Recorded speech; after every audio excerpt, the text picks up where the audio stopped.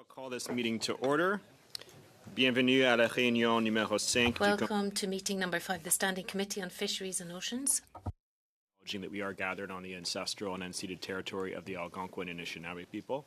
I express gratitude that we're able to do the important work of this committee on lands they've stewarded since time immemorial. Pursuant to Standing Order 1082, the committee is meeting to continue its study on the attribution of redfish quotas and exploratory lobster fishing licenses. La réunion d'aujourd'hui se déroule sur forme hybride. Today's meeting is taking place in a hybrid format pursuant to the standing orders. Members can attend in person or remotely using the Zoom application. I'd like to ask all in-person participants to consult the guidelines on the cards on the table. These measures are in place to help prevent audio and feedback incidents and to protect the health and safety of all participants, but particularly the interpreters. You also notice a QR code on the card which links to a short awareness video. I would like to make a few comments for the benefits of both the witnesses and members. Please wait until I recognize you by name before speaking. For those participating by video conference, click on the microphone icon to activate your mic, and please mute yourself when you are not speaking. En ce qui concerne l'interprétation. Concerning interpretation, for those of you on Zoom, you can choose at the bottom of your screen between the floor English or French, and for those in the room, you can use your headsets and choose your preferred channel. Should be addressed through the chair. Pour les députés présents dans la salle. Members in the room, if you wish to take the floor, please raise your hand. I think everyone's participating in person, and then the clerk and myself will manage the speaking order as best we can, and thank you for your patience. I would like to welcome our participants today. Joined par vidéoconférence. By video conference, we have Madame Kelly Tremblay, fish harvester, and in person here we have Ghislain Collin, President of the Regroupement des Pêcheurs Pélagiques Professionnels du Sud de la Gaspésie, the RPPPSG, and also Alain D'Entremont. So you'll each have up to 5 minutes to deliver opening remarks. Et on va commencer avec Madame Tremblay. And we will begin with Madame Tremblay by video conference. Over to you. You have 5 minutes or less. Thank you very much. Good afternoon, Mr. Chairman and members of the committee. Thank you for inviting me to testify before you today. Traditional snow crab fishers rarely have the opportunity to be consulted on issues that directly affect her work, and I sincerely appreciate this. My husband has been a crab and whelk fisherman on the North Shore since 1998. His father was also a fisher, and we bought over the family business in 2017. I've been involved in the family business since I was 16, but since the takeover, I've been actively involved in managing the business and ensuring compliance with all of the DFO requirements. At the same time, I've also been a lawyer since 2012. Today, I will testify on the impacts of excluding Category A snow crab license holders from the exploratory lobster license selection process on the North Shore. This exclusion, which is based solely on our administrative status as traditional fishers, prevents us from participating in new opportunities to diversify our fisheries and raises serious questions of fairness. Over the years, crab fishers have been subject to numerous government decisions and obligations, including the black boxes, dock weighing, observers at sea, and registries of all kinds, to name but a few. Obviously, all of this has been at our own expense. A little over 20 years ago, the government went so far as to impose a forced sharing of Category A fisheries quotas to create the new Category B licences. The DFO thus reduced the individual quotas of each traditional crab licence holder by approximately 10 to 20% without even consulting the main stakeholders, who at the outset had assumed all the financial risk to market this still little-known fishery. These changes have altered the economics of our businesses, and today we feel we are being doubly penalised.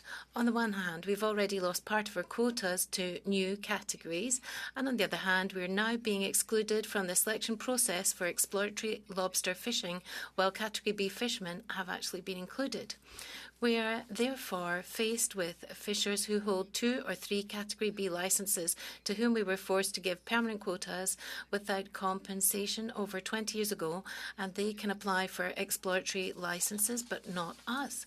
It is as if being a traditional fisher makes us preferred or privileged fishers. However, the reality is quite different.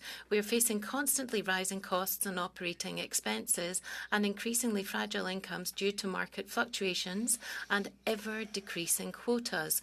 With climate change, who can predict with certainty how crab stocks in the St. Lawrence River will actually evolve? The proof is that we used to find very little lobster, and now we're talking about possible commercial fishing. What's more, our secondary fishery, whelk fishing, was closed for 2 months this season, over 2 months. This situation has been taken to protect the stock, but of course it's had a major economic impact, and similar closures are expected in the years to come.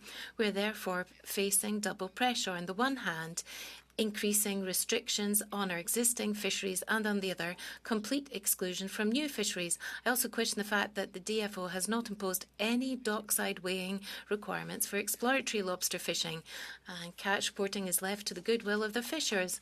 When we talk about transparency, sustainable management and scientific rigour, it seems essential to me that in the context of exploratory fishing, all catches should be measured and documented in a reliable and rigorous manner in order to assess the resource, the fishing effort and the resulting distribution. Furthermore, why was there such a rush to grant exploratory licenses without even issuing experimental licenses? These decisions give the impression that the process was improvised and carried out in a hurry without any true consultation. What we're asking for is not special treatment, but simply fairness. We are asking that established fishers who have proven their expertise and commitment towards the resource should be considered on an equal footing with others. For more than 20 years, we've been conducting post-season tests to monitor snow crab stocks in Area 17 to ensure the sustainability of the resource. We're already equipped, and above all, we're very much aware of the importance of collecting scientific data to ensure the sustainability of the fishery. In closing, even though Ms. Lemire states that in general, exploratory licence holders will be the ones to obtain commercial licenses, we submit that it is not too late to adjust all this and correct the inequities. Licenses are issued for non-renewable periods of 1 year, these exploratory licenses. So why not reduce the number of traps per fisher to allow more people to obtain a small allocation? Why not define sub-areas on the North Shore and thus give more fishers the chance to have a smaller allocation? If we really want to build a sustainable and equitable fishery, it must be done in consultation with all stakeholders and not just in the DFO office that they believe, and together with actors that they consider to be relevant. I'd like to thank the committee for this forum. I sincerely hope it will be consulted and taken into account when decisions are taken, and in particular when commercial licenses are granted. Thank you very much, Madame Tremblay. And now we're going to turn to Mr. Collin for 5 minutes. Thank you, Mr. Chair and Committee, for inviting the Regroupement des pêcheurs pélagiques professionnels du Sud de la Gaspésie. Today we have come to Ottawa to discuss the discriminatory situation that has enormous repercussions on the present and future of some of our members, which occurred during the process of allocating exploratory lobster licenses in areas 17 and 19. Already in January 2024, we sent a letter to the former Minister Le Boutillier requesting that our association should be included as a group in serious difficulty within the process of allocating exploratory lobster licenses in LFA 17 and 19, which could have, depending on the luck of the draw, restored some dignity and provide economic assistance to some members in our group. And in fact, this is an association that's been suffering seriously for 6 years now. We received an automatic acknowledgement of receipt for a request, but never heard anything back about our request. In a final attempt to actually be taken into account, to not be forgotten, and to actually be heard by Minister Le Boutillier, a letter with a few recommendations was sent to the DFO. No response was received. On the 5th of December, following an announcement in a press release from the Minister of Fisheries and Oceans, Madame Diane Le Boutillier, on the primary criteria for the exploratory lobster fishing project in areas 17 and 19. We then sent another letter to the Minister. In this letter, we expressed our delight and congratulated Ms. Le Boutillier for reaffirming that this project is for fishing associations in difficulties and that a possible reduction in the number of traps to 100 per fisher could be considered to make room for more fishers in need. No response was received. Fearing that once again we would be sidelined, we requested and obtained a meeting with the Gaspé Regional Office. The officials present met with us and told us that they were listening to us in good faith, that the regional DFO was studying the representativeness of the associations and that they were only consulting with representative groups and that our association had to go through once again, the whole verification process. On the 6th of January 2025, all the documents were sent to and received by the DFO. On the 19th of December 2024, all fishers, via the notice to fishers, they received the main parameters for the draw. So some of our members, including myself, were actually excluded from the process on the grounds that we had sold a crustacean licence after 2014. We've always accepted this clause in order to give other members of the group a chance, even though some of those excluded sold crab licenses in areas experienced difficulties with low quotas or little or no profitability, averaging £10,000 of crab per season. So we were very optimistic about the chances of the remaining pelagic members to be able to have an opportunity to participate in the random draw, and perhaps that could save a few of them. Some members of the pelagic group thus had a wonderful Christmas full of optimism and full of hope for the future. At the beginning of January 2025, we realised that the adjacency clause that DFO wanted to apply would divide the Gaspé Peninsula into two parts, namely the north and the south, thus dashing the last hopes of the pelagic members. Even though our herring and mackerel licenses allow us to fish on the north shore, and some of our members have even fished in the LFA selected zone, the LFA 19, it was clear to us that the exploratory programme, which was supposed to be for fishers suffering hardship, had actually turned into a territorial socio-economic programme, perhaps even with a kind of electoral flavour. So for us, we sent a letter to Madame Le Boutillier asking once again to help us in the face of this discrimination and injustice that was hanging over our members just a few days before the draw took place. There was no response from the Minister's office, so on the 1st of February, we wrote to the Assistant Deputy Minister, Adam Burns, to explain and draw his attention to the situation of discriminatory injustice. Once again, it was impacting the Regroupement de Pêcheurs Pélagiques Professionnels Sud de la Gaspésie, given the lack of response we'd had from the Minister's office. A meeting was requested and accepted by the regional office to meet with the Gaspé Regional Director, Éric Saint-Laurent. This meeting took place in Gaspé on the 18th of February 2025, 2 weeks after the exploratory licenses were awarded. During this meeting, the question of the representativity of the association came to the forefront after some discussion. He informed us of a meeting with the directors to take place on the 19th of February 2025. Sorry, I have to interrupt you. We've ran out of time, so if you could try and round off very quickly, please. And then, of course, we'll have more time to field the questions after that. So we were to get an answer by 23rd February. We raised several questionable matters related to the process and about certain people who'd been awarded licenses. We got evasive answers and annoyed responses, which upset us. The response letter from the DM, Adam Burns, written by the Quebec Regional Director General Sylvain Vézina on behalf of Mr. Burns, it actually arrived on the 20th of February, the day after the directors' meeting in Quebec City, about the representativity of the association. Mr. Vézina began his letter with a paternalistic, protective tone. Mr. Corinne, unfortunately, we have to finish there. We're already 1 minute over time. You will have time to come back to this later. Mr. D'Entremont, you have 5 minutes or less. Good morning, Mr. Chair and members of the committee. My name is Alain D'Entremont, and I'm the owner and president of Scotia Harvest, a vertically integrated seafood company based just outside of Digby, Nova Scotia. I've worked in the fishing industry most of my life, combining an understanding of harvesting, processing, fisheries science, and fisheries management with business development. I currently serve on several advisory and management committees, and I actively participate in many fishery science processes. Scotia Harvest operates company-owned vessels, a state-of-the-art processing facility, and holds various licenses and quotas to support our operations.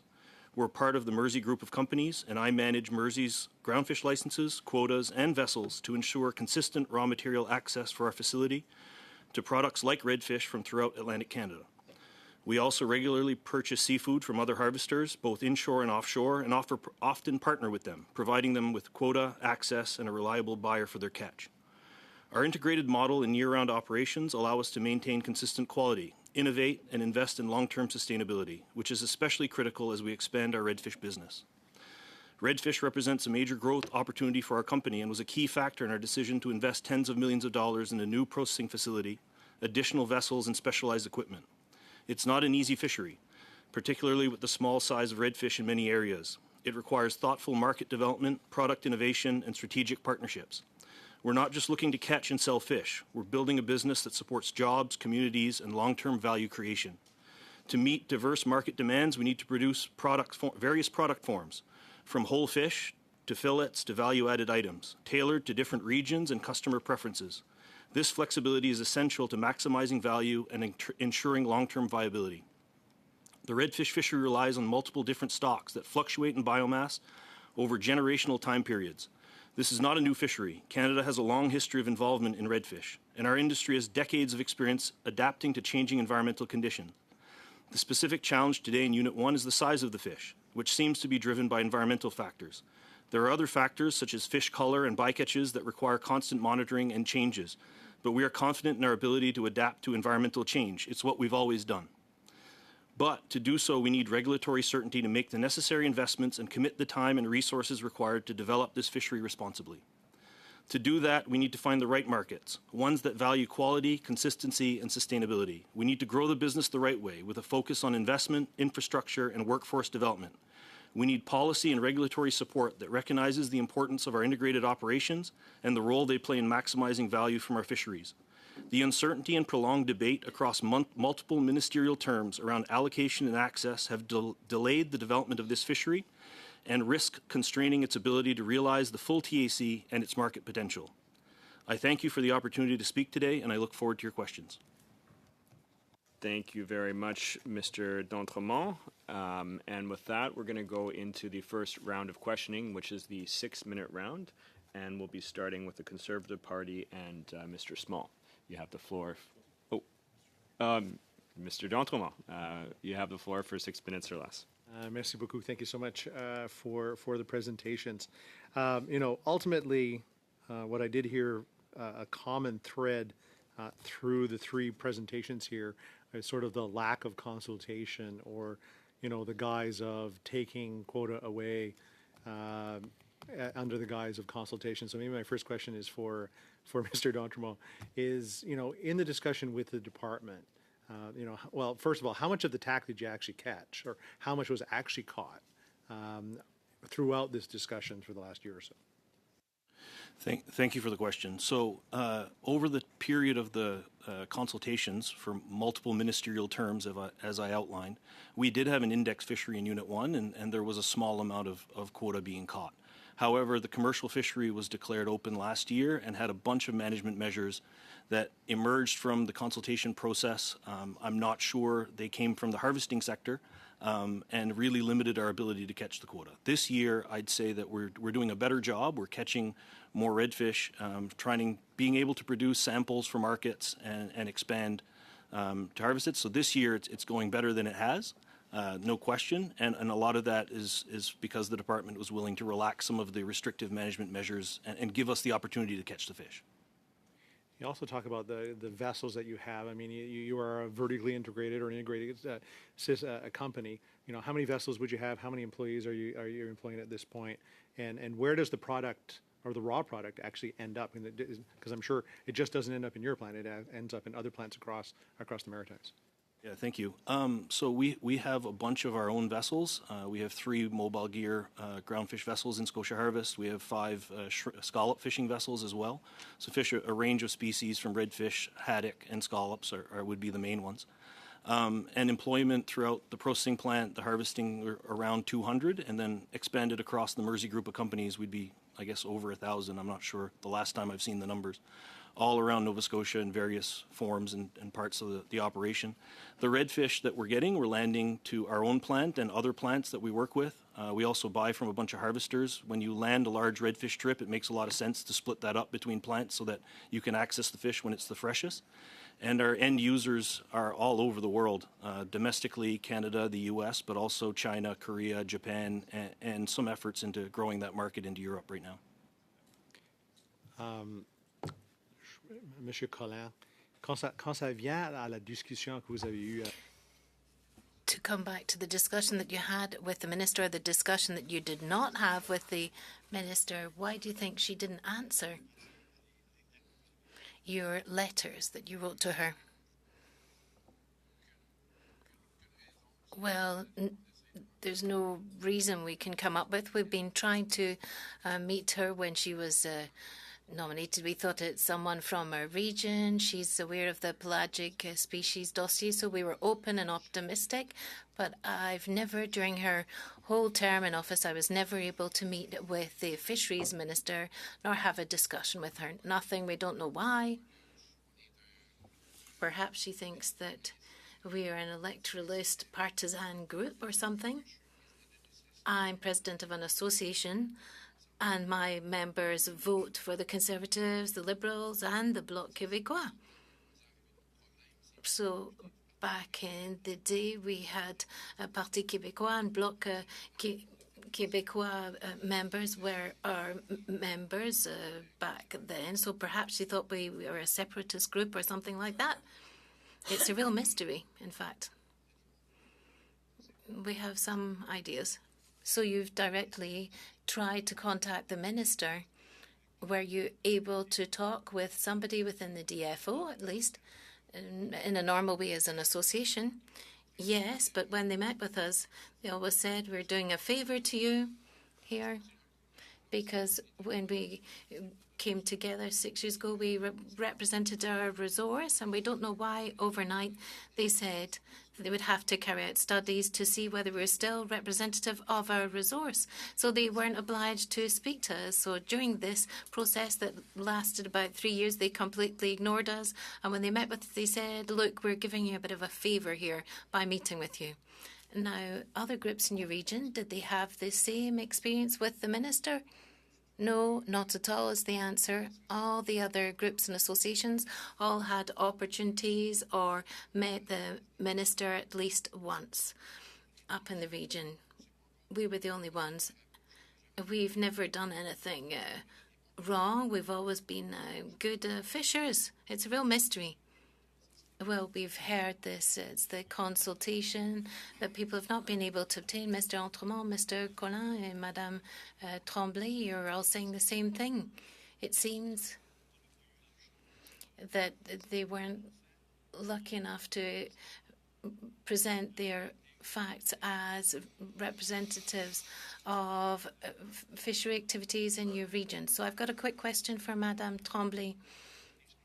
When it comes to exploratory or experimental fisheries, where does the data come from when we decide to change from one form of fisheries to another?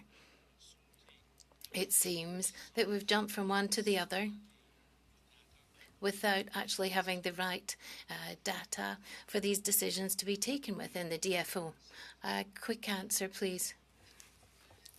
Yes, it does indeed seem that they haven't taken account of scientific data as to why we suddenly switched over to exploratory licenses. So we've got the same question with the crab. There's lots of verifications. We have to do our data collection exercises. We don't know why we haven't done this with lobster. We're still left with that question too. Thank you, Mr. Entremont. And now Mr. Cormier, you have the floor for 6 minutes. Thank you, Chair. Mr. Collin, I've got new colleagues with me here in the room. You're a fisher mainly for mackerel and herring, is that right? Perfect. And we know that your industry, like others, such as the shrimp industry and turbot, is on a difficulty. And you've also mentioned other licenses. Have you already been a lobster fisher? Yes, I've always been a pelagic fisher, but not beforehand. When the pelagic fisheries were in decline, we stopped this in the spring, and I bought a lobster license to try and do this via financial engineering. I did that in 2021. I bought this lobster license. No, I sold it, but that is why that in the initial clause that said that those who had sold crustacean licenses wouldn't be in the draw. So it was quite clear for us from the outset, and it was normal that I wouldn't get an exploratory lobster license. I was doing this for my members. How many members do you represent? 15. And these 15 members, are they all members who only fish mackerel and herring? Yes, that was the main fishing activities. And did they have lobster license? They've got 2 or 3 other members. That's why there were 4 of us, and that's why we said we would give a chance to others within our group to get these exploratory licenses. Now, with the new licenses that have been issued, why do you think that you just got 2 licenses? Because I want people to hear about this. I think you only got 2 licenses. Did you only just got 2? Well, on the north shore they got some, but it wasn't our group. No member in our group got any.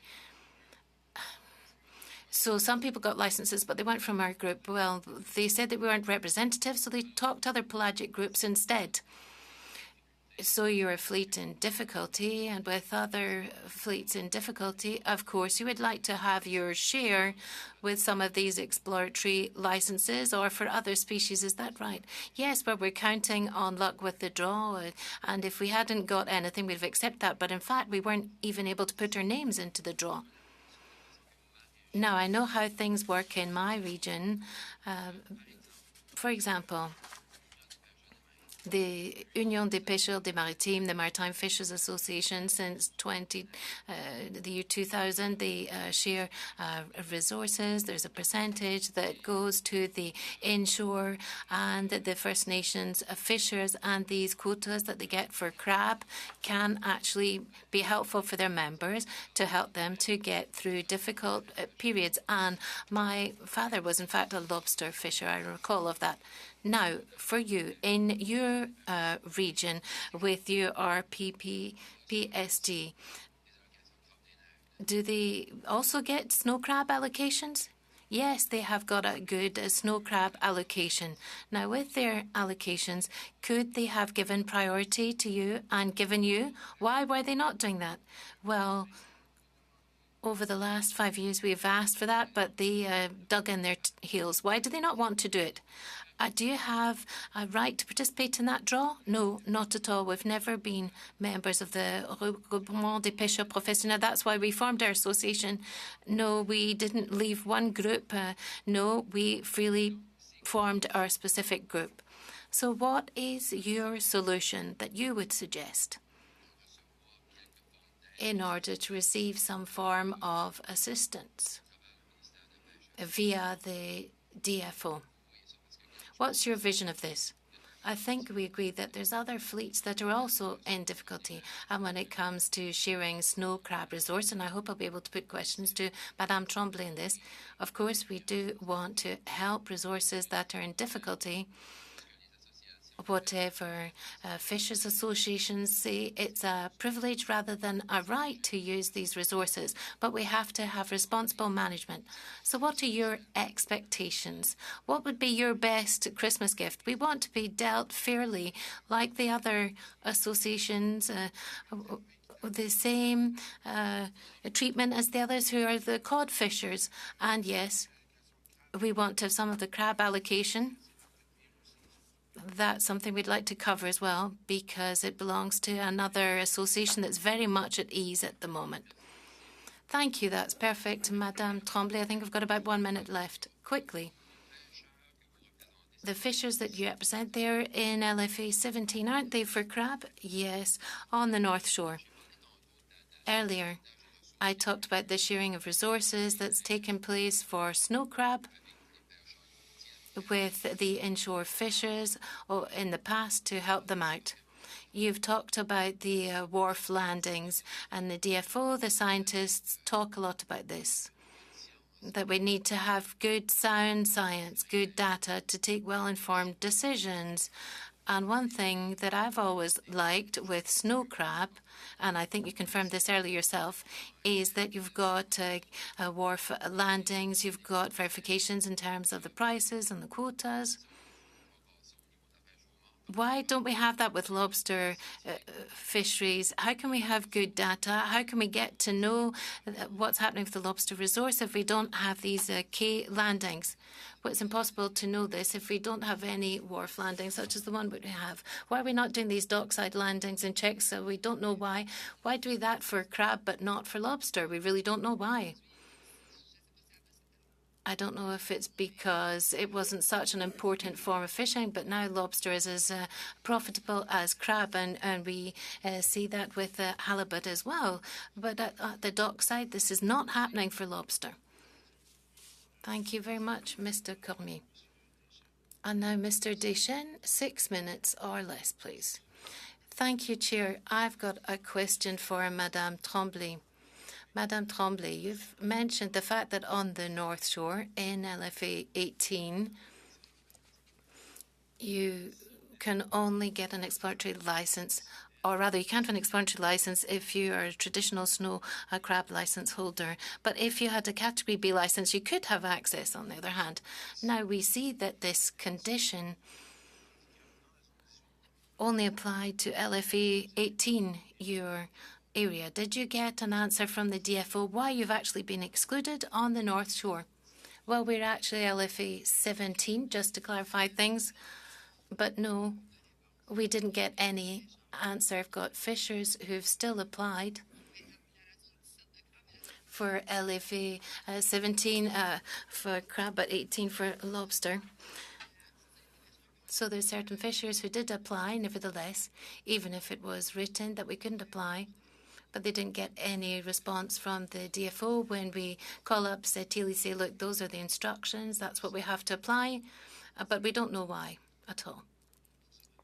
So no one's given you any answer as to why your group has been excluded, but another group has actually been included. No is the answer.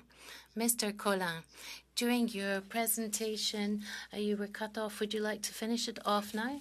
Thank you. So the response letter from the Deputy Minister to Madame Burns, and it was written by the Regional Director of Quebec, Sylvain Vézini, was received on the 20th of February, and the day after the meeting with the directors in Quebec City on the representativity of the group. And Mr. Vézina started in a very paternalistic, protective tone, telling us that fishing is not easy, that it will generate costs without guaranteed profitability, etc., while also informing us that we are not a representative group and that it is all rather difficult, but there's not enough licenses for everyone. Since then, convinced of our representativeness and the sudden discrimination, we went to the media to request an investigation into the questionable and highly flawed discriminatory process that we had observed. When questioned about the request for an investigation in the allocation process, Minister Le Boutillier stated that the process was a very honest one, that the rules had been applied, that she had personally participated in the process by agreeing to the criteria, and that all the representative groups had in fact been consulted. Last July, we had a meeting with the new acting director of the Gaspé Regional Office, and so we agreed to meet again in the future. We are still waiting for them to set a date for the meeting.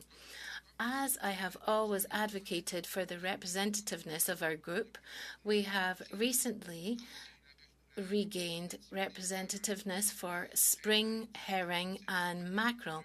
This recognition by DFO does not surprise us, but it's arrived a bit late after Quebec's main fisheries have been depleted and all licenses have already been allocated. We hope that our testimony here today before the committee will further the investigation and shed some light on the allocation process, as well as the discrimination we've been experiencing for the past 6 years.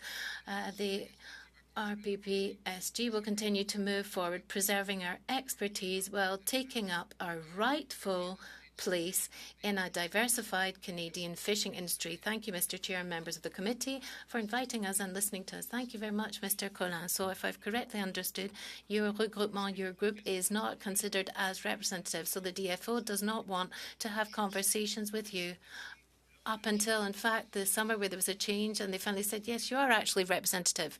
Yes, exactly. It came all of a sudden where they called us and said, oh, in fact, you are representative. We always knew that because we were representative at the very outset. So how can you explain that change of position in the DFO? Answer, I don't know. Somebody's trying to repair the harm and the mistakes made in the past. So why is this changed? Well, they were making it difficult about our representativeness, and so that meant we were never consulted. They dragged our heels. They excluded us from the process. So it was an easy way for them to push us aside and get rid of us. But you can't just wipe out the whole history of our members.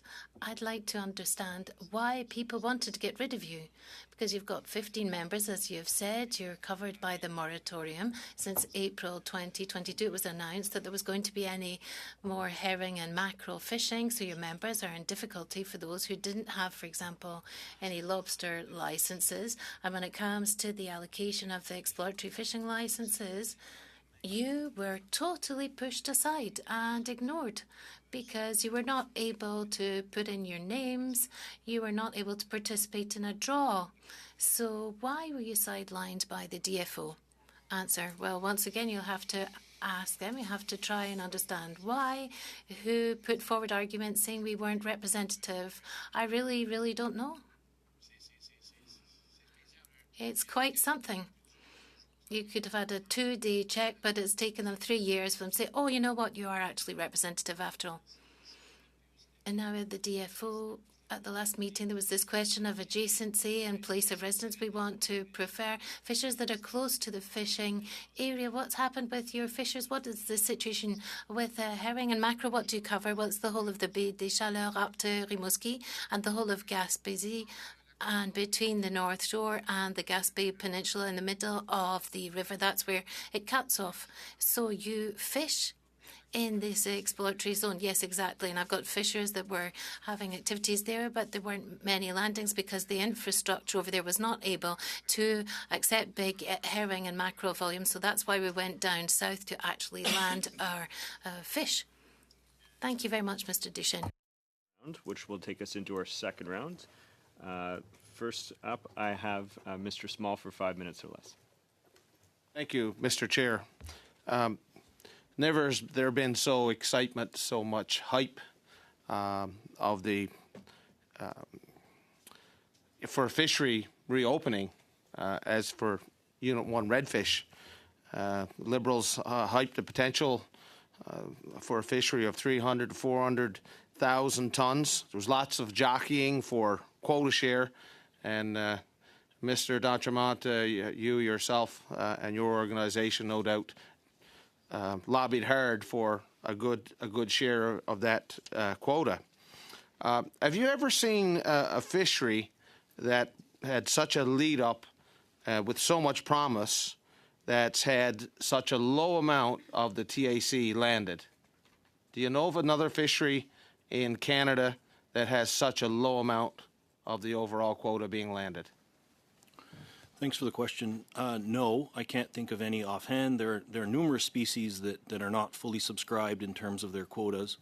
And I would say in terms of our, what you characterize as lobbying, I think we were asking for the traditional historical shares to be respected. And I think that is a hope for all fisheries across Canada.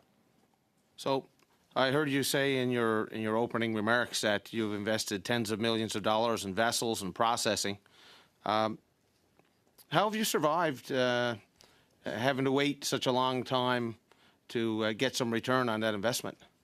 It's a good question, and I appreciate that. I think that over time we are a diversified business, so we do harvest multiple fish stocks, not just redfish, but we do fish redfish in pretty much every NAFO area this year.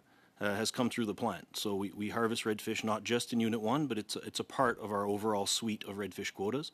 We also fish haddock, halibut, and other species along with scallop. So our plant was built with the idea that this fishery was going to continue to grow, and that once we had access to the resource, we could harvest it, that we could deliver it in various product forms to customers, that we'd find an appetite for redfish, and that seems to be where things are going. So given the long lead up to this fishery and the anticipation of the success of this Unit 1 redfish fishery, other than the size of the redfish not being where folks had expected it to be, it hasn't grown,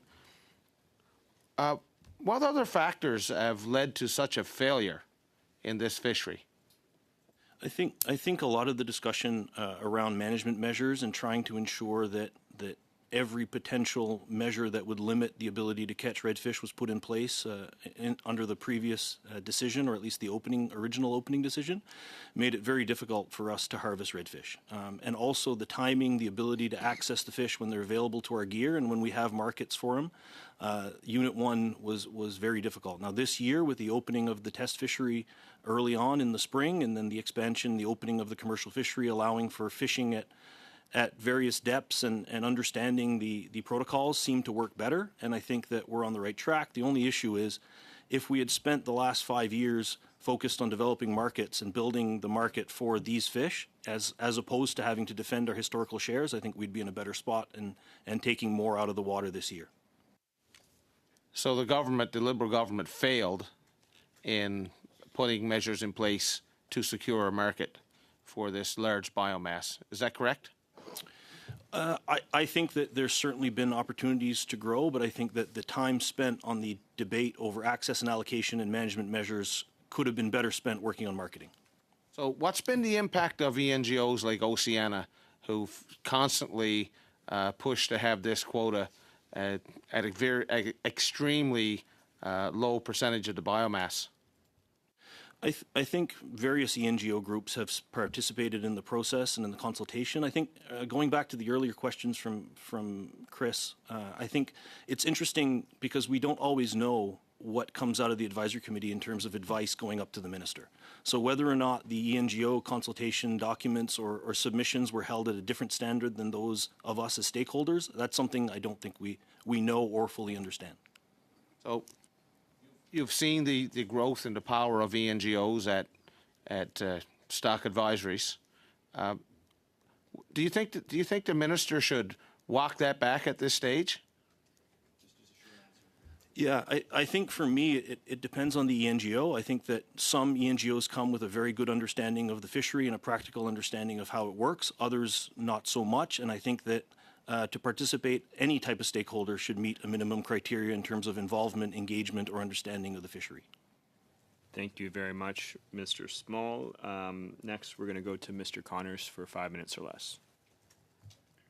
Thank you, Mr. Deschamps. I'm going to have you identified a market now? Do you think that you mentioned in your opening statements that there are markets around the world and everything, so have you identified a market now?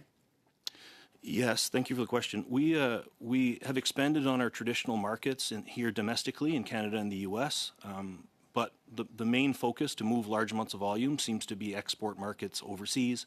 We've spent a lot of time and effort building a market in China, and that seems to be going well. I'm headed there in a few weeks to meet our customers now that we've sent them samples. They seem to be happy with the product. We are facing competition from other parts of the world, and that, of course, makes it challenging, but we do think that the Canadian product delivered and captured and processed in the way that we can, I think we can deliver a really good product, and hopeful that that's going to continue to grow. So some of the fishermen that I spoke to talk about the size, and the fillets are just not big enough for the market. So do you see that as an obstacle, or can you build on that? And do you have any thoughts on why the fish are not growing to the size that we want them to be? Yeah, thank you. I think that there's a couple things. In terms of the size of the fish, I think that it's a carrying capacity density dependence issue where you just have so much redfish competing for the same food in that same ecosystem. The warmer waters in the Gulf certainly have an impact. I think we're seeing population level impacts across many of the species in the Gulf, and I think that it's hard to ignore that there must be some environmental factor contributing to that. In terms of the fillets, this certainly is challenging to process small redfish fillets, but we do it.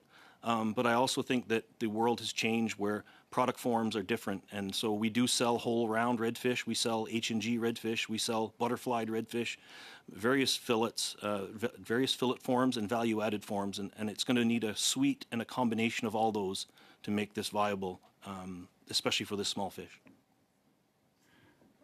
Just a question on the sustainability of the fishery is my understanding that, and this concerns the redfish and Gulf shrimp. Is there any concern among shrimpers that not catching the redfish quota will lead to the worst recovery or damage to the shrimp stock? Personally, I think I've heard that argument. I think that at the levels of redfish removals that are possible, even if we sent every vessel in Canada to go harvest redfish in the Gulf, I'm not sure. Number one, we don't have the port facilities, the markets, or the processing capacity to handle all that. But I'm not sure we could have an impact on the population at that level to save shrimp. I certainly think that redfish play a part in the ecosystem. But I think it'd be very difficult or challenging for us as humans to be able to have that level of an impact on that redfish stock. And if you look at the recent assessments with the high level of natural mortality, it looks to me like the environment is somewhat correcting or rebalancing itself based on what we see in the surveys and in the fishery. And do you process any fish or redfish from any other provinces, Newfoundland, Labrador? No. Well, we harvest, like I said earlier, we've harvested in pretty much every open redfish fishery this year that's gone through my plant. So we've harvested redfish in 3L, 3N, 3O, 3PS, 3PN, 4R, 4T, 4VN, and then 4VS, 4W, 4X, and 5Z. I think the only open area we haven't fished would be 4S, and that's just because we haven't had to go that far. Okay. Mr. Collin, a question for you now with the lobster fishery. You mentioned in your opening remarks that it became a territorial fishery when it was divided, the line was drawn.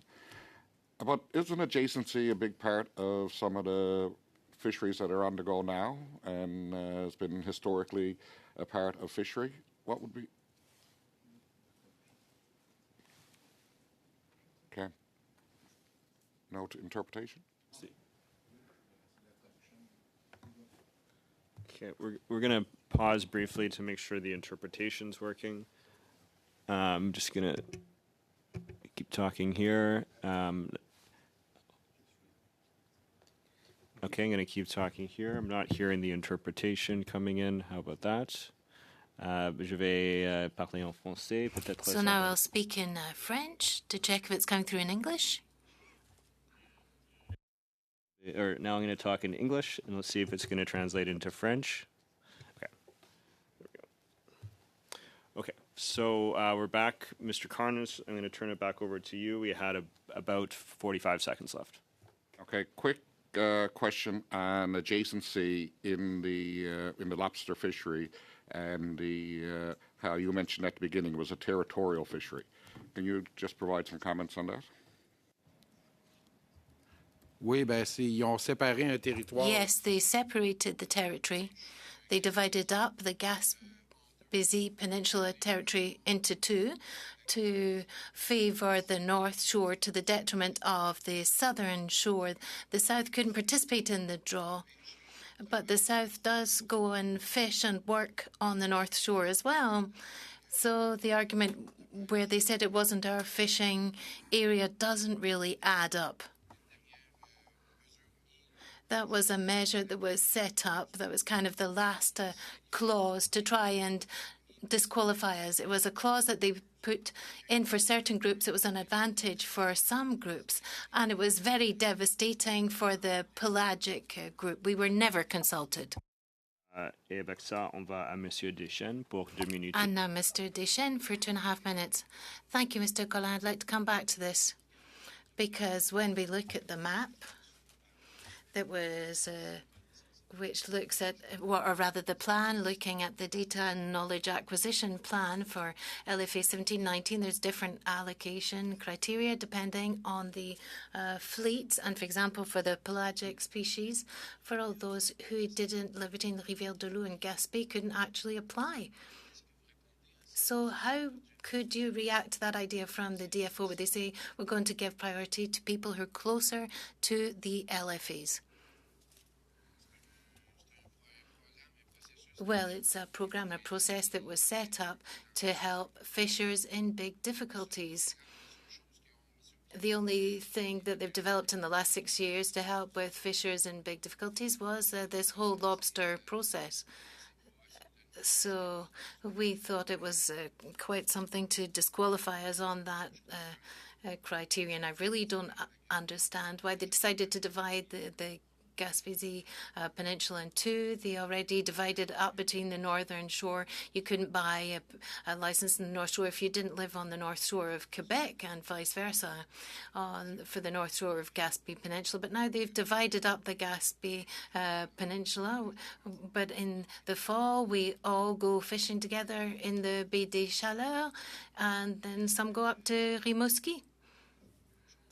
So we really don't understand why they removed us from there.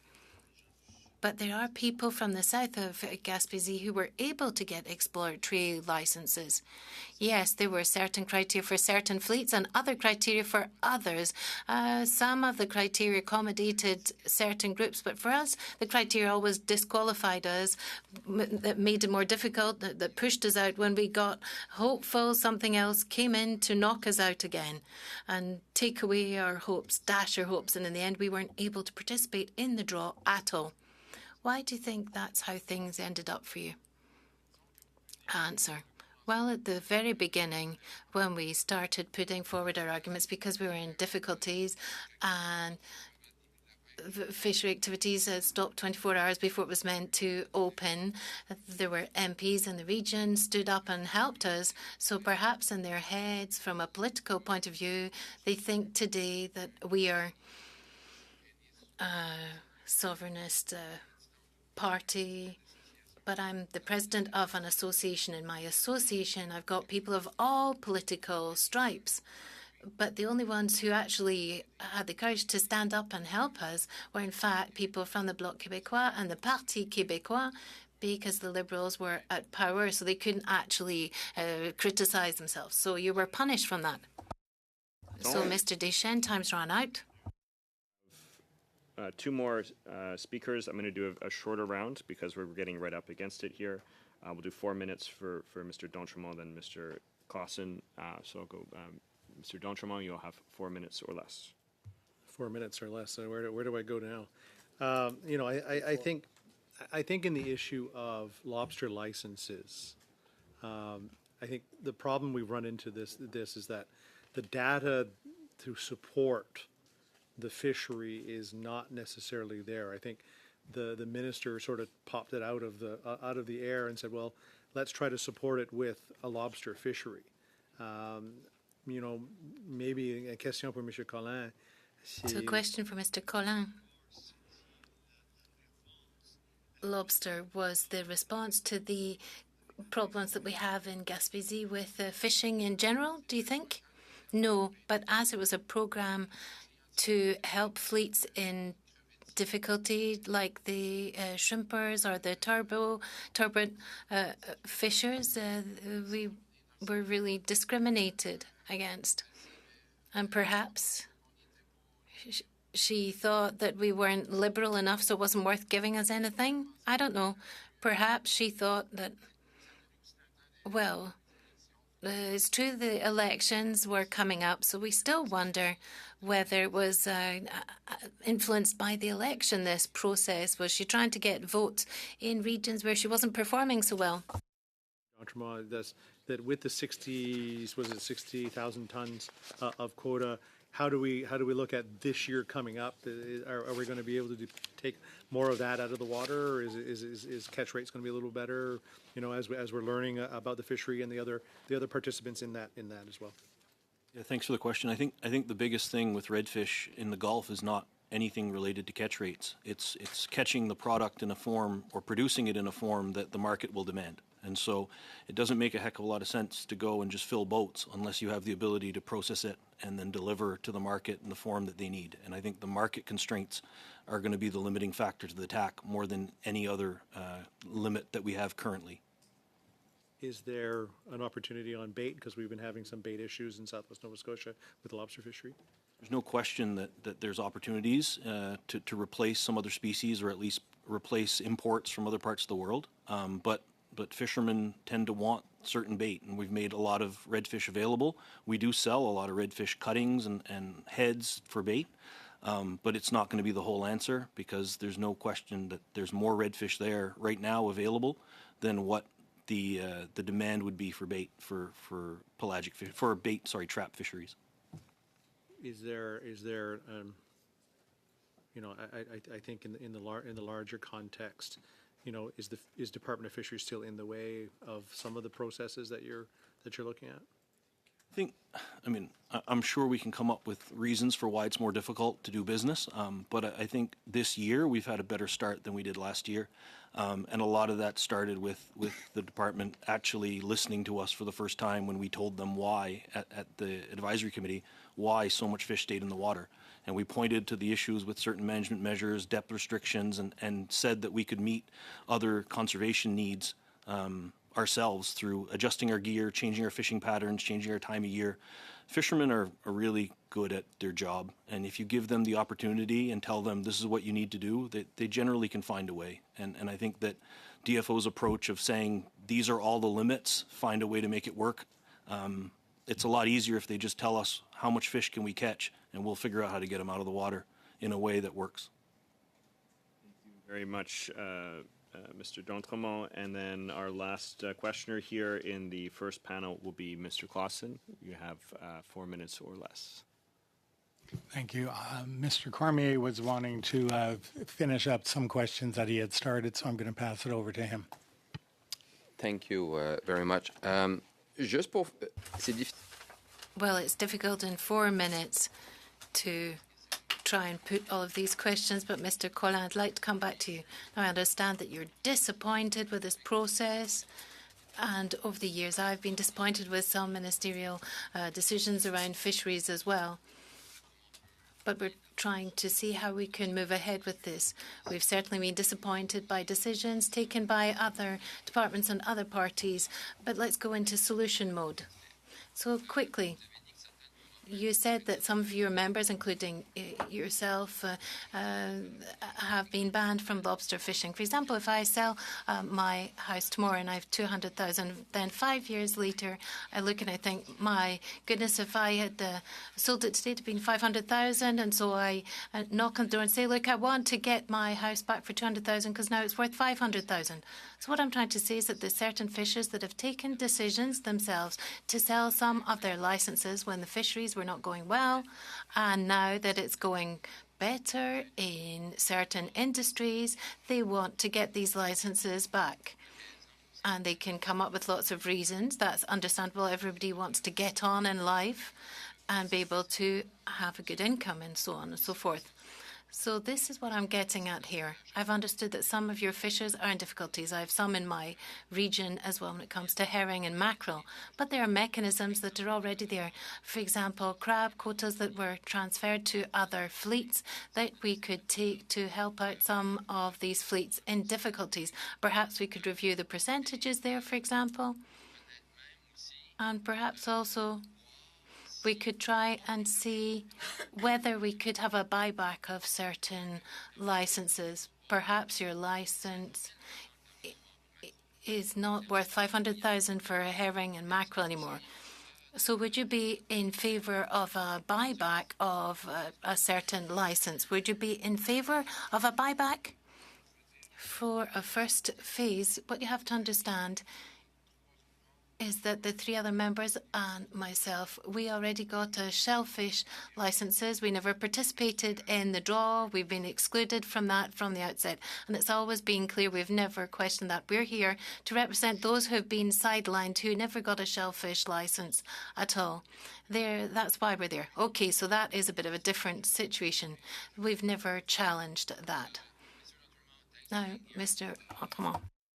Brother or cousin or whatever, or of our colleague, but I'm not going to question that. So, but kidding aside, what is your share, the offshore, that you got through the redfish quota, new allocation quota? 58 something percent? Yeah, after the 20% was taken off for the other two reserves or other two shares, it would have been around 58%. Okay, so of course, some of the historical share was not respected, like you said. Like you probably had a little bit more than that before, before the fishery was closed. That being said, you said earlier that there's a way of partnership, for example, for shrimpers, for other fleet that partner with you, get some of your quota, and go fish redfish, right? Let's say a shrimper wants to go fish tomorrow with some of your allocation. 30 cents a pound. What will be a share that you're going to give it to him to fish that quota for you? What do you mean, like a price per pound? Yeah. It depends on the size of fish. It depends on the time of year. So when we make arrangements with vessels to harvest for us, we tend to look at a longer-term partnership throughout the year. For a lot of those vessels, they're not available for a good chunk of the year, and in terms of being able to land them in a form that we can then transport to the plant and produce, it makes it difficult. But we pay a fair price based on what they land, and right now most of it's being landed in Glace Bay and then trucked down to my plant. But we have purchased from other places in the past.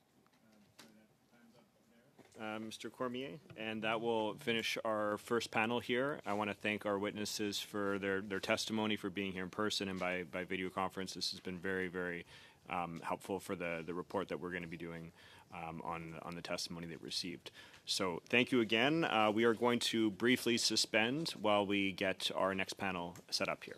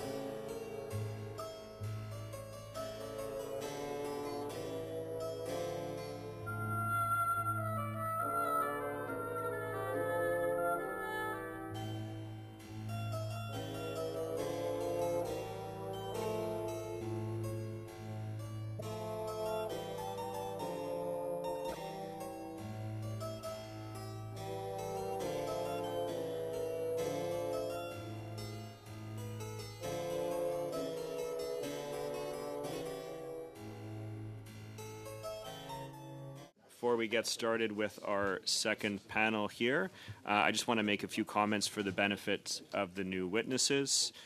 Please wait until I recognize you by name before speaking.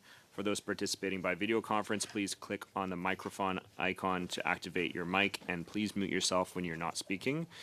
En ce qui concerne l'interprétation, Concerning interpretation, for those of you on Zoom, you can choose at the bottom of your screen between the floor English or French, and for those in the room, you can use the headset and choose your preferred channel. Should be addressed through the chair. So with that, I would like to welcome our witnesses, Emmanuel Saint-Duguay, pêcheur, ici en personne. Online by video conference, Ian McPherson, the Executive Director of Prince Edward Islands Fishermen Association, et aussi en ligne, O'Neill Cloutier, Directeur. And also online, Mr. O'Neill Cloutier, Director, and Ms. Claire Canet, Lead for Projects, and both are professional fishers from the south of Gaspésie, from the RPPSG. Opening remarks. Et on va commencer avec Monsieur Saint-Duguay. And we will begin with Mr. Saint-Duguay. You have the floor for 5 minutes or less.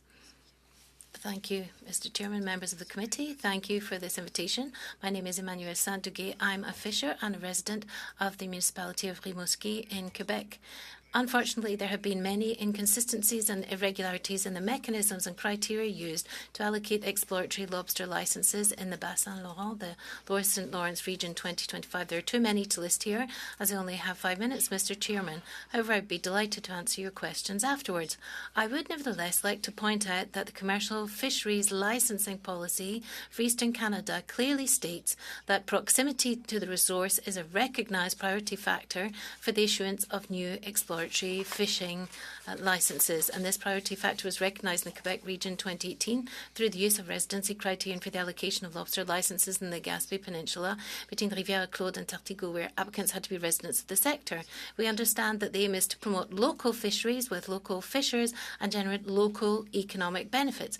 However, in its last allocation session in 2025, the department used new mechanisms and reserved licenses in my locality of Rimouski in order to allocate them mostly to fishers from outside the region, some of whom have their place of residence more than 400 kilometres away.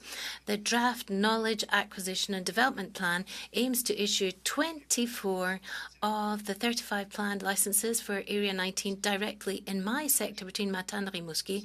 I fish for Bourgault whelk, which is my main catch. I do not have snow crab license or a shrimp allocation or a turbot quota, and I do not fish for pelagic species. I did not meet the criteria for the allocation plan.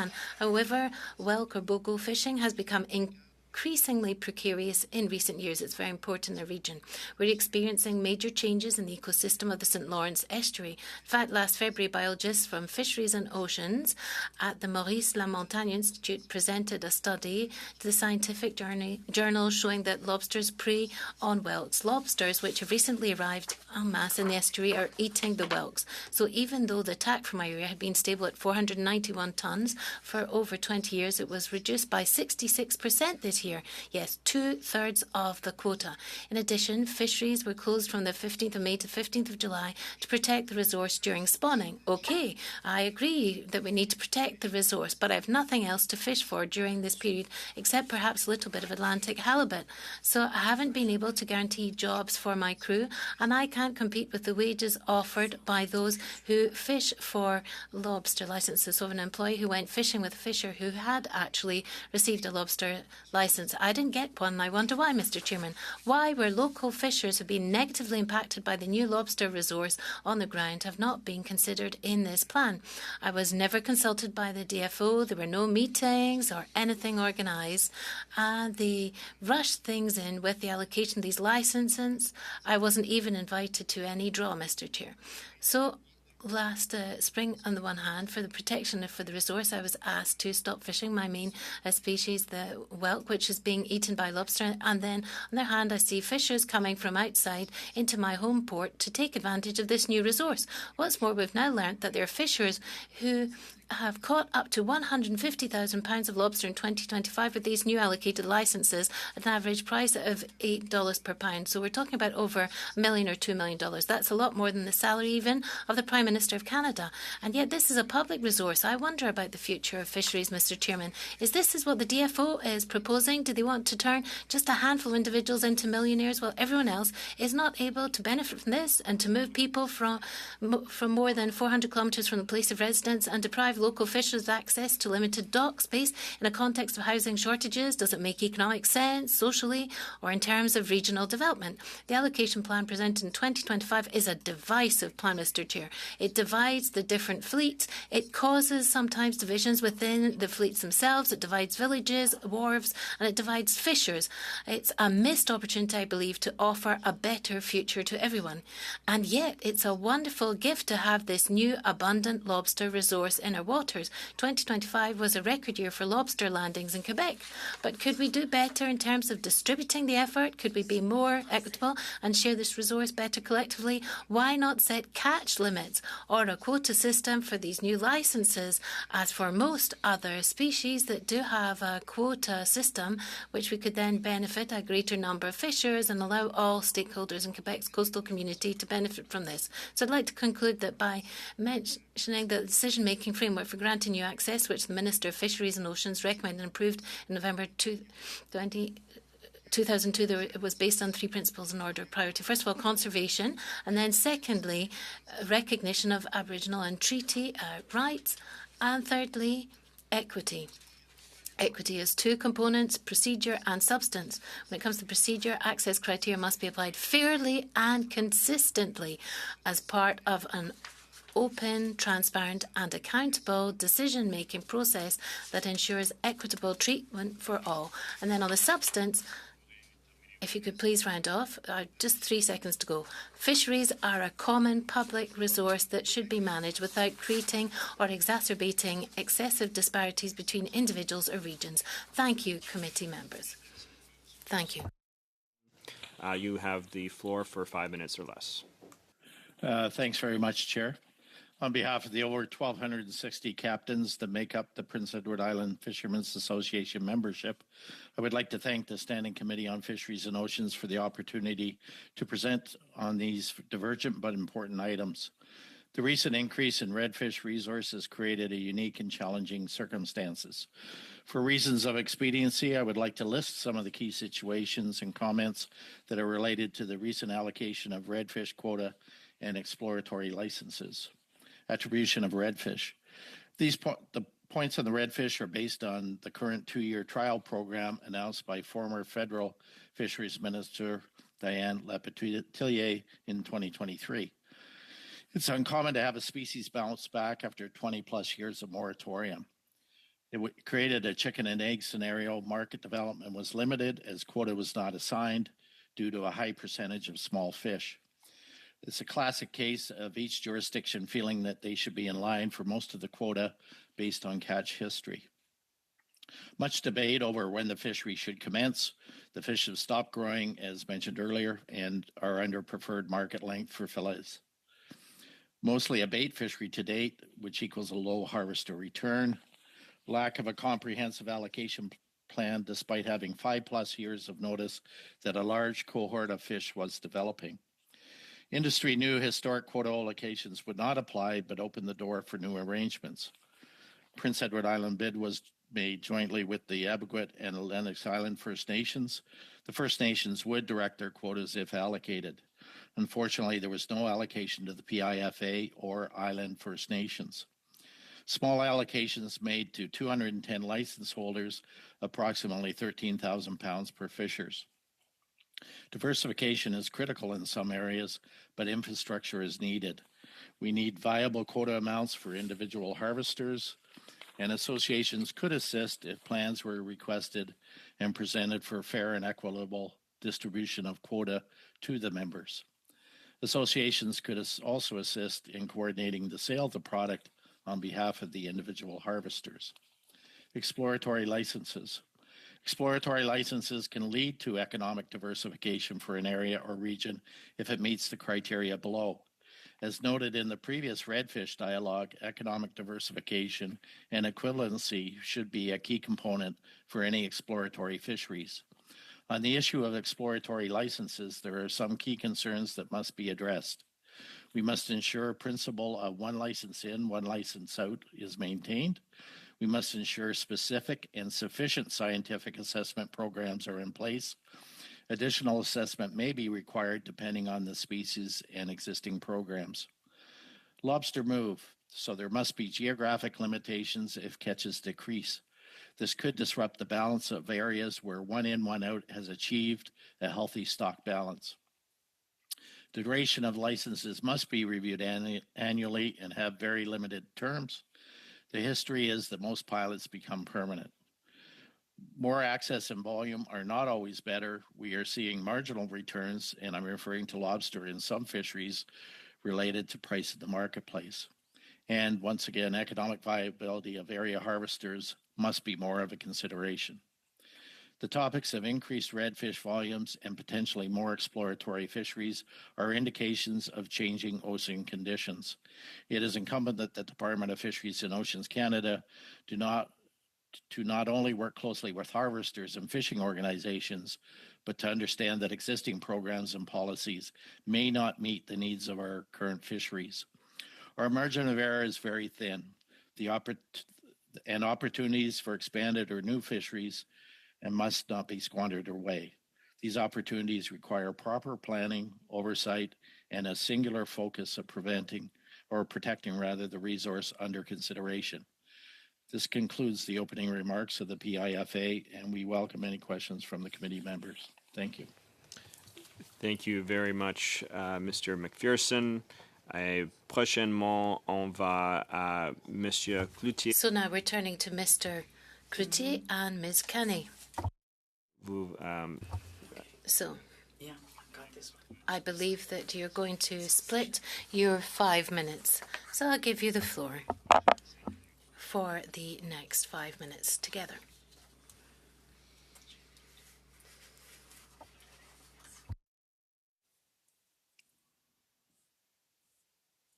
Excusez-moi, Monsieur Cloutier est en mute. Sorry, Mr. Cloutier is on mute.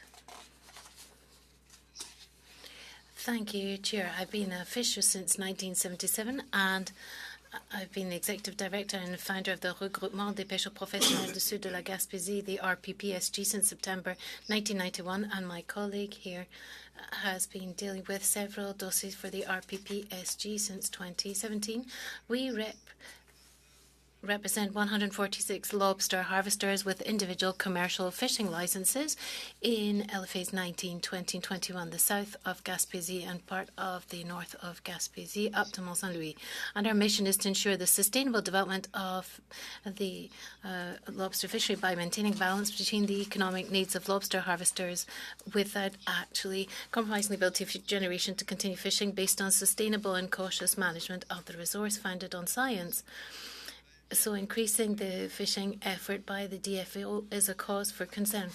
Since 2022, we have been financing funding 100% of post-season lobster surveys by Fisher in 19B. And all of the lobsters caught are returned to the water after they have been characterized. And during the season in 19C and 19B, we collect data with experimental traps, and the two fishers that participate in this keep the commercial sized lobsters with these traps that are made available, so 0.4% of the fishing effort for the commercial 19 LFA. However, when it comes to phase 1 of the implementation of the acquisition knowledge plan with the DFO with the exploratory licenses, the increase in the fishing effort is 113% for 19 and 37.5% for the commercial, so it is 19A1 and 19C2. In 2024, the DFO confirmed orally to us that no scientific objective element could actually support the increase in the exploratory traps that had been provided for. Several answers have to be given when it comes to the recruitment of the biomass that's available and the supplementary fishing efforts that it could possibly support, including in 19A2 and 19C2. We need to have several other years of data collection so that we can have sufficient knowledge. Certain responses under 19A1 have already been brought because after years of experimental fisheries and exploratory fisheries, they were able to get responses, but several sub-areas have not yet been studied, for example, to the west of Matan, and the scientific data on the commercial sub-areas of 19A2 to 19C2, which is a commercial area, still have very partial data coverage, so a sudden increase in fishing effort based on no scientific sound data can actually endanger the resource and the existing fishers that depend on this. So we do not want lobster to be a victim like cod of a management which is based on apparent abundance. Thank you very much, and I will continue.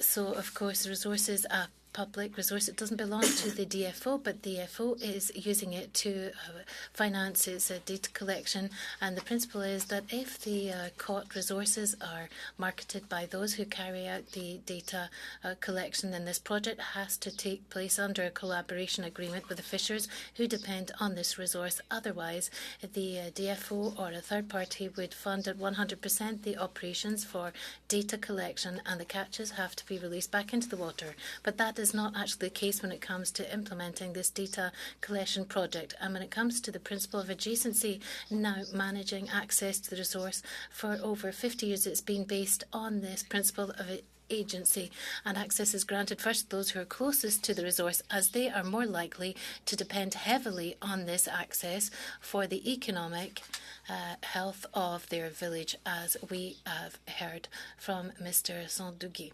However, it seems that this principle has not been applied for LFA 19 in a consistent way for all of the exploratory fishing licenses granted. Fishers from the Southern Gaspé Peninsula that are on an individual and community basis have been given exploratory licenses, whereas others that are in difficulty have actually been excluded under this same principle. And to round off, the DFO has not actually evaluated the economic risk for lobster harvesters because of this new exploratory effort, which basically looks like commercial fisheries, and the value of a fishing business is based on the health of the stock in the sub-area and possible catches and the number of participants and the value of landings, which is independent of the volume of the landing and also depends on the capacity of the market to absorb this. In 2025, the processing capacity was actually insufficient, and thousands of lobster that was caught under exploratory licenses were not able to be processed or sold, and this was a really waste of resources, and fisheries sometimes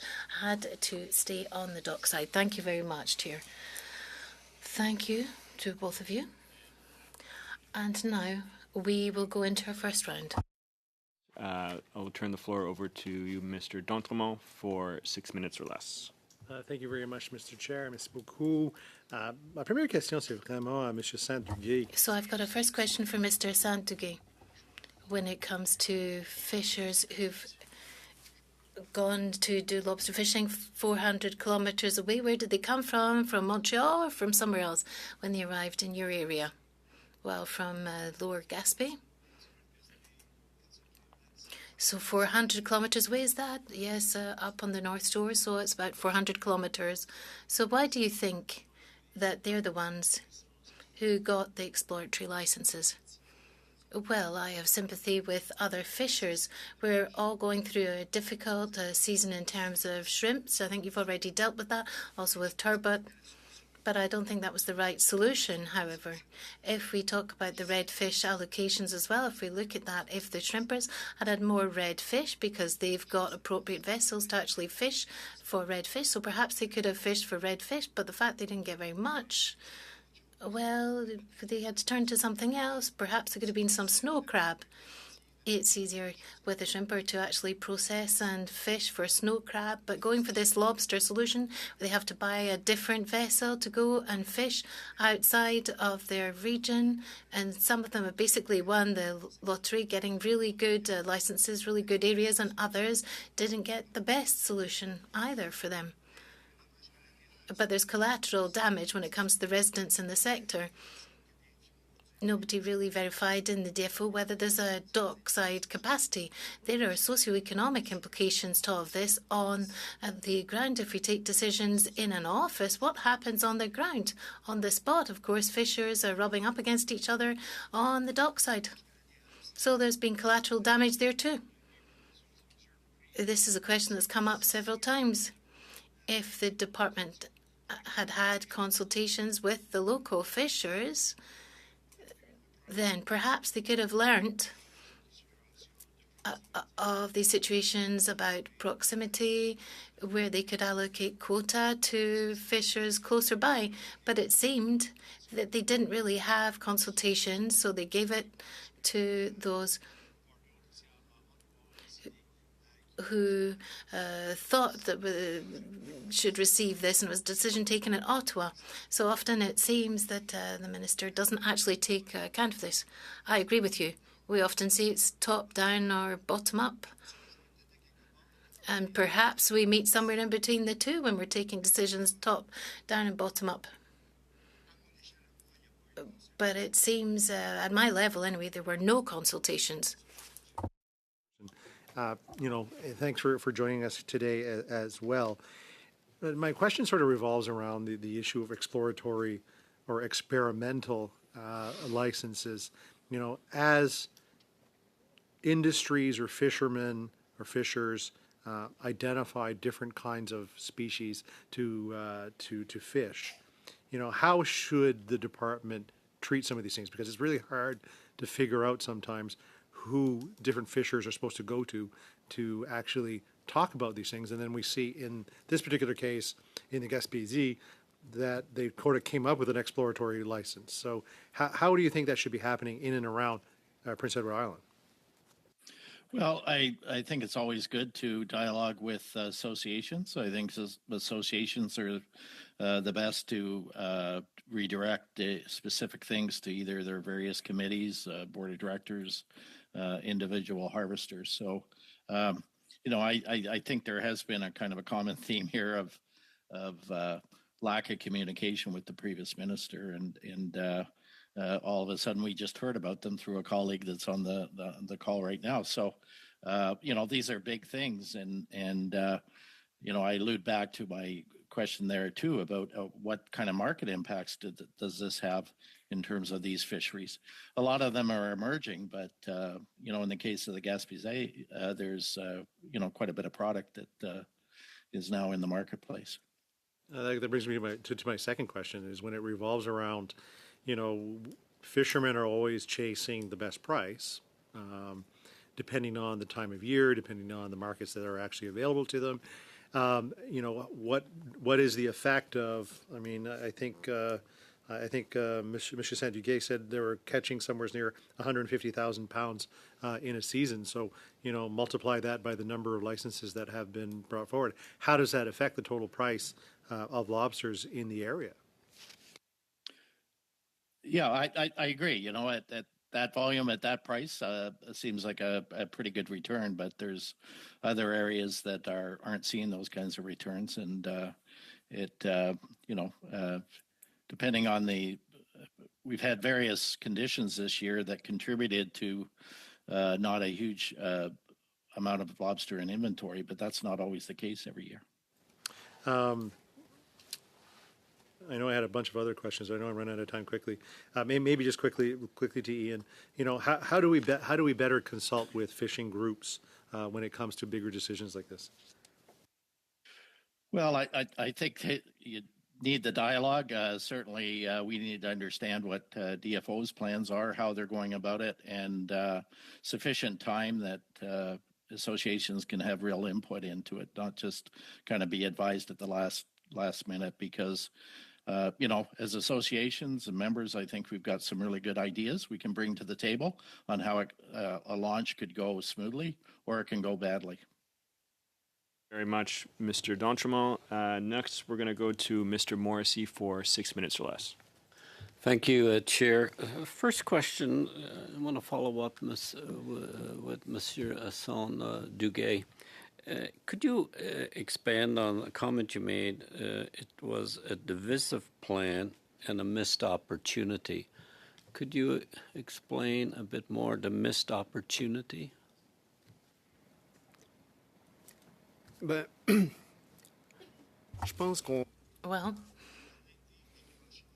we're going through big changes with climate change. The lobster is here in Quebec, and that's brought an opportunity for us.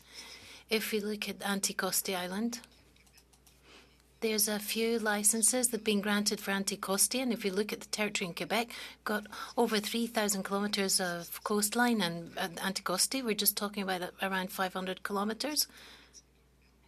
And there's around 50 lobster licenses that have been granted. But if you look at PEI, Mr. McPherson, you perhaps got 1,200 lobster fishers there.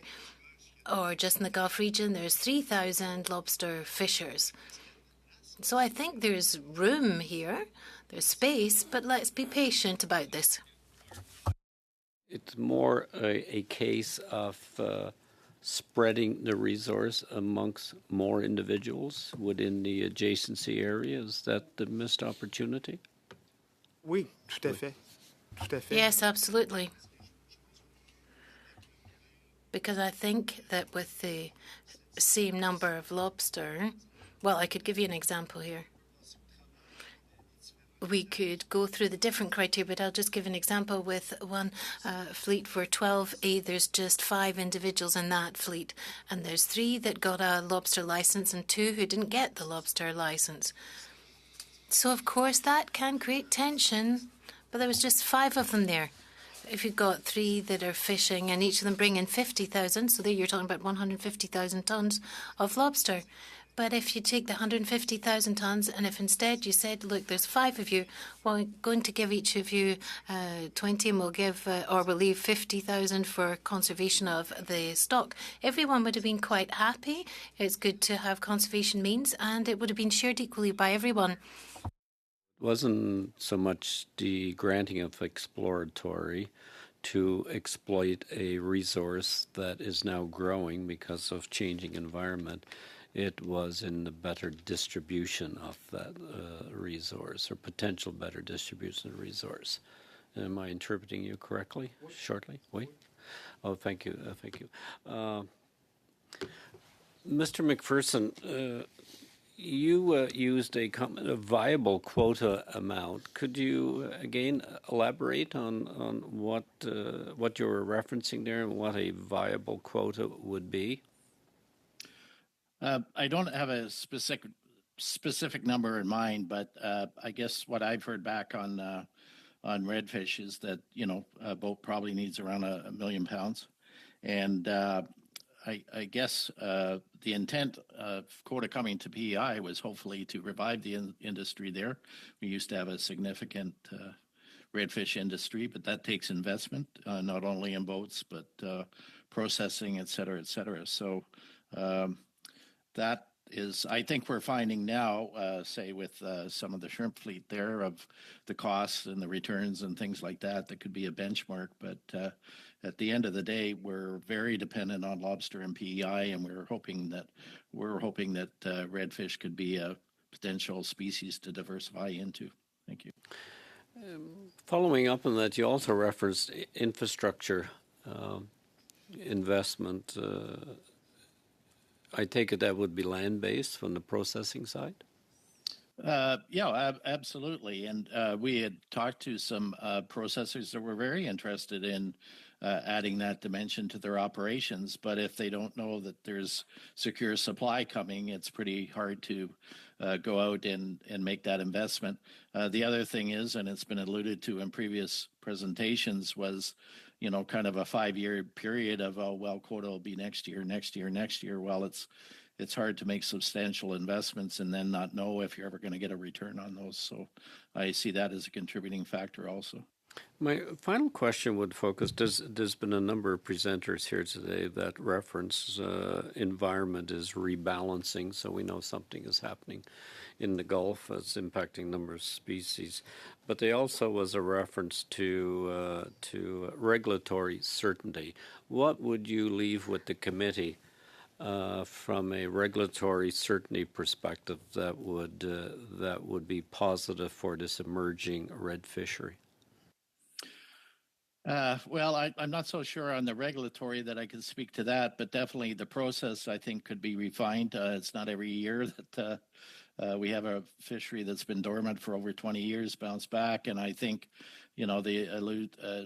our colleague just alluded there to missed opportunity. I think this could perhaps be one also, in that there was, I don't think, nearly enough discussion on market development and the potentiality and who could get involved prior to the quota announcements. Thank you, Chair. Thank you very much, Mr. Morrissey. Et prochainement, on va à Monsieur Deschênes pour... And now, Mr. Deschênes, for 6 minutes or less. Thank you, Chair. I've got a question for Mr. Cloutier. Earlier, you were saying that you've been involved in fishing activities since 1977, and I've understood that you believe that the opening of exploratory fisheries has been done without enough scientific data and without applying the principle of adjacency in a coherent, consistent way. So could you summarise this allocation process for the exploratory licenses for lobsters? How would you describe that? What term would you use? In fact, it's clear that the principle of a place of residence has never been applied in a uniform way for everyone, for all of the applicants. This principle has existed for a certain number of years. It's been there for quite some time. So we would have thought that that would have been applied in 2025, at least to make this a bit more consistent and a bit more credible in terms of the new mechanism. But unfortunately, the department has played with this criterion and has applied it to some fleets and not to others. I'd like to repeat that the principle of residence has been designed and has been applied in particular to protect regions and ensure their economic development and their access to ensure fisheries in their region. So as fishers and as an organisation, we easily accept that the criterion of residence should be applied, but unfortunately they did not apply it. So how would you actually describe the way in which the process was carried out? Well, to be very quick on this,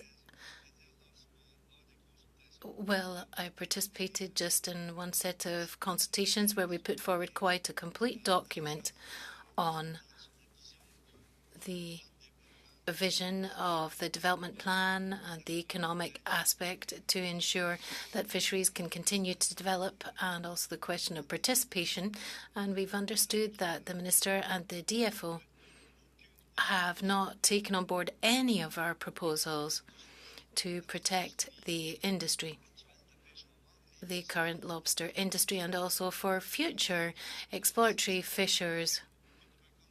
So none of our recommendations have been accepted by the DFO. So today we find ourselves in a terrible situation where we've played with the place of residence criterion and where certain fishers have been excluded, whereas others from the same region are off 400 kilometres away fishing lobster with exploratory licenses. And Mr. Duguay said earlier, this doesn't add up. It really doesn't make sense.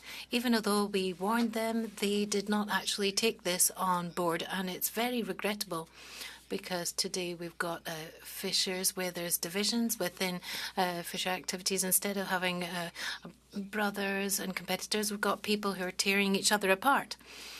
I'd like you, in fact, to tell us about how things have taken place in LFA 19, where there were already commercial fishers when we introduced these new exploratory licenses. Well, that was one of our main recommendations, because the RPPSG has always been in favour of developing exploratory fishing, but in a well-ordered unhurried fashion. And in our document, that was one of the first recommendations that we made. But it's unfortunate to see today that the Minister issued exploratory licenses in a commercial area where the resource was well known. And she was basically pitting against each other exploratory fishers versus commercial fishers in an area where there were high prices for the licenses. So this is basically unfair competition, because if a fisher obtains a license because he's bought it, and then you've got another fisher who gets a license for free in the same area. So it's a really bizarre connotation. And for the financial market side of things, it's really not good for those who actually need to get loans or want to buy a license, because they really don't know how the DFO is going to react in the future. Issuing licenses? Are they going to throw out other exploratory licenses in other areas and completely destroy the market and the way in which licenses are normally transferred between fishers? Namely, through sales. I sell a license to you and I leave fisheries. So this is something we have to really address now, because we can't count on the DFO for the future. Thank you, Mr. Cloutier. I've got 1 minute, so I'll turn to Mr. Sanduguay. I'm going to give you my last few seconds. You said we've got this divisive plan, a missed opportunity. Now I've understood that what you're suggesting that is we could have quotas or smaller pots. So how do you think there can be more sign-up for members when it comes to allocation of licenses? More buy-in, if you like. Well, first of all, it has to be based on science, based on real data, so we can get a true snapshot of the situation. Then, after that, there was no data, but after first year, we now have some data. We've completed a first year. So I think that we can then make some corrections, because if we don't make corrections, if we allow things to continue like this, then perhaps that's going to increase divisions as well. That's my personal opinion anyway. Thank you, Mr. Deschênes. So that rounds off on the first round. Second round here. We're not going to get through a whole second round, but we're going to start for the 5 minutes to Mr. Small. Thank you, Mr. Chair. And I'll read out a motion that I tabled on September 18th, Mr. Chair, and I assured Jeanette Russell, the mother of a young lad that lost his life off the South Labrador coast in the fall of 2021, that I would put this study to this committee. So given that fishing is Canada's most deadly industry, with an average of 11 fish harvesters losing their lives each year, compared to a nation like Iceland that lands 2 times more fish than Canada, with an average of 1 life lost per year, that the committee conduct a study consisting of 1 2-hour meeting with officials from the Department of Fisheries and Oceans and the Canadian Coast Guard, 1 1-hour meeting with the Honourable Stephen McKinnon, Minister of Transport, 1 1-hour meeting with officials from Transport Canada, 1 2-hour meeting with representatives from other countries, and 3 2-hour meetings with different stakeholders and experts. And that the committee report its findings to the House, and pursuant to Standing Order 109, the committee requests the government to table a comprehensive response to its report. And I'm moving to resume debate on this motion, Mr. Chair. Thank you very much, Mr. Small. And my understanding that this was the motion that the debate was adjourned. And so with that, you're moving to resume debate on the adjourned motion. Correct.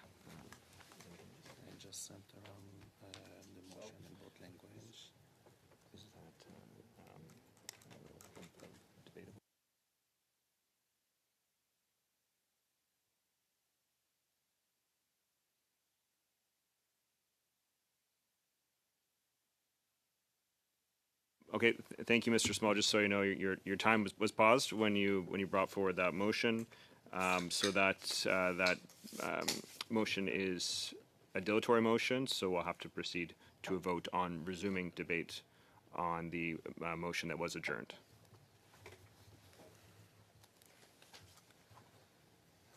So this is a vote to resume debate on the motion. Mr. Connors? Can we just have like a 2 minutes, like just to make sure? He needs to put a motion forward first to resume the debate on the motion, right? On that motion, and then if it's a yes or whatever, we can debate the motion. Is that what you're saying? Can you? We just received the motion back. Can you just give us like 2 minutes? Is that okay, or just recess 2 minutes? Okay, to suspend for 2 minutes to review the motion here. We'll very briefly suspend.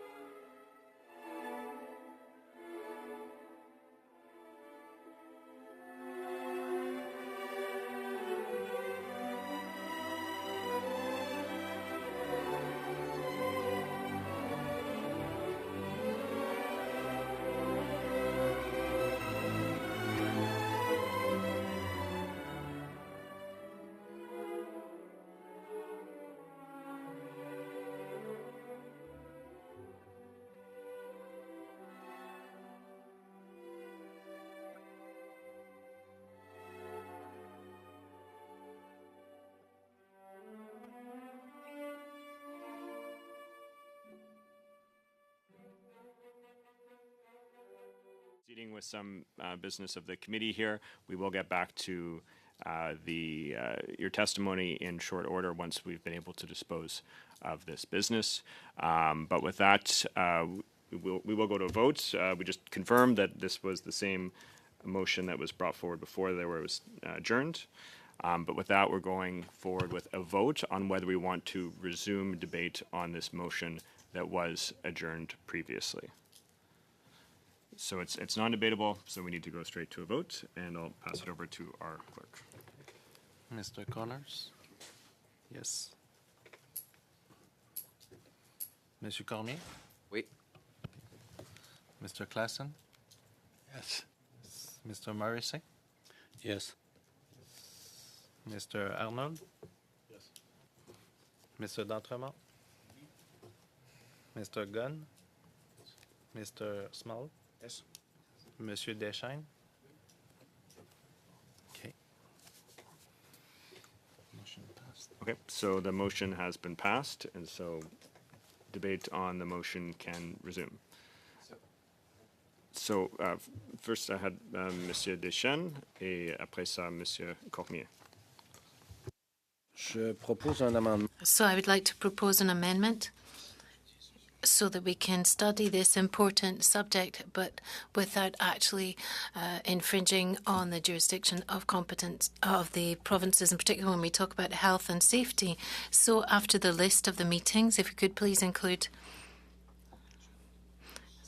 that the study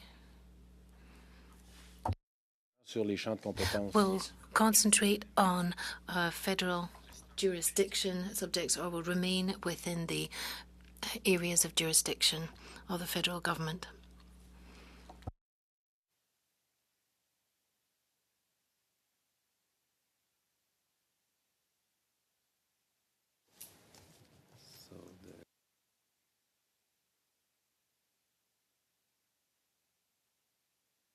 continue on the motion, The amendment. or the amendment to the motion. And with that, I see. Correct. So is that Mr. Cormier or Mr. Morrissey? Okay.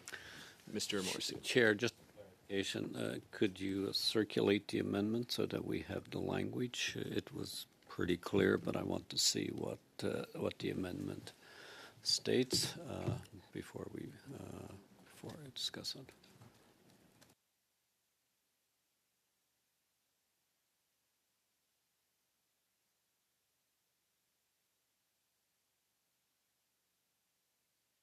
Deschênes, est-ce que vous avez cet amendement écrit? Do you have this amendment in writing, or perhaps you could repeat it very slowly so that we can take note of that?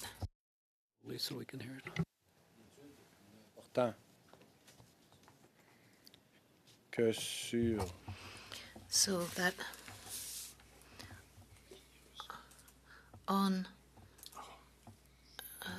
the subjects that are out with the federal jurisdiction and excluding matters that fall under provincial jurisdiction.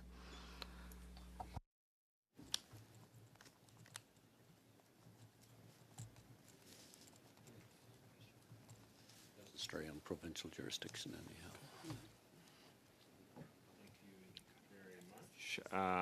Is there anybody else that would like to weigh in on the amendment to the motion? Okay.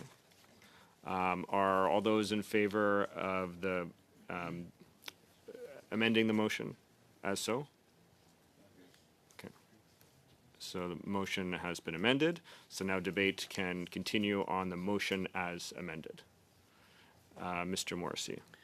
Chair, we have no issue with the motion. In fact, we support it, but we have witnesses on this. I prefer if we could then deal with it within committee business and how it's going to move. We are supportive of the motion as it's now amended. It's timely. There's a couple of issues on the foreign jurisdiction what it would bring, but we would prefer that it move to an order of committee business at a time, and we return to the witnesses that are here to appear on redfish. Mr. Small.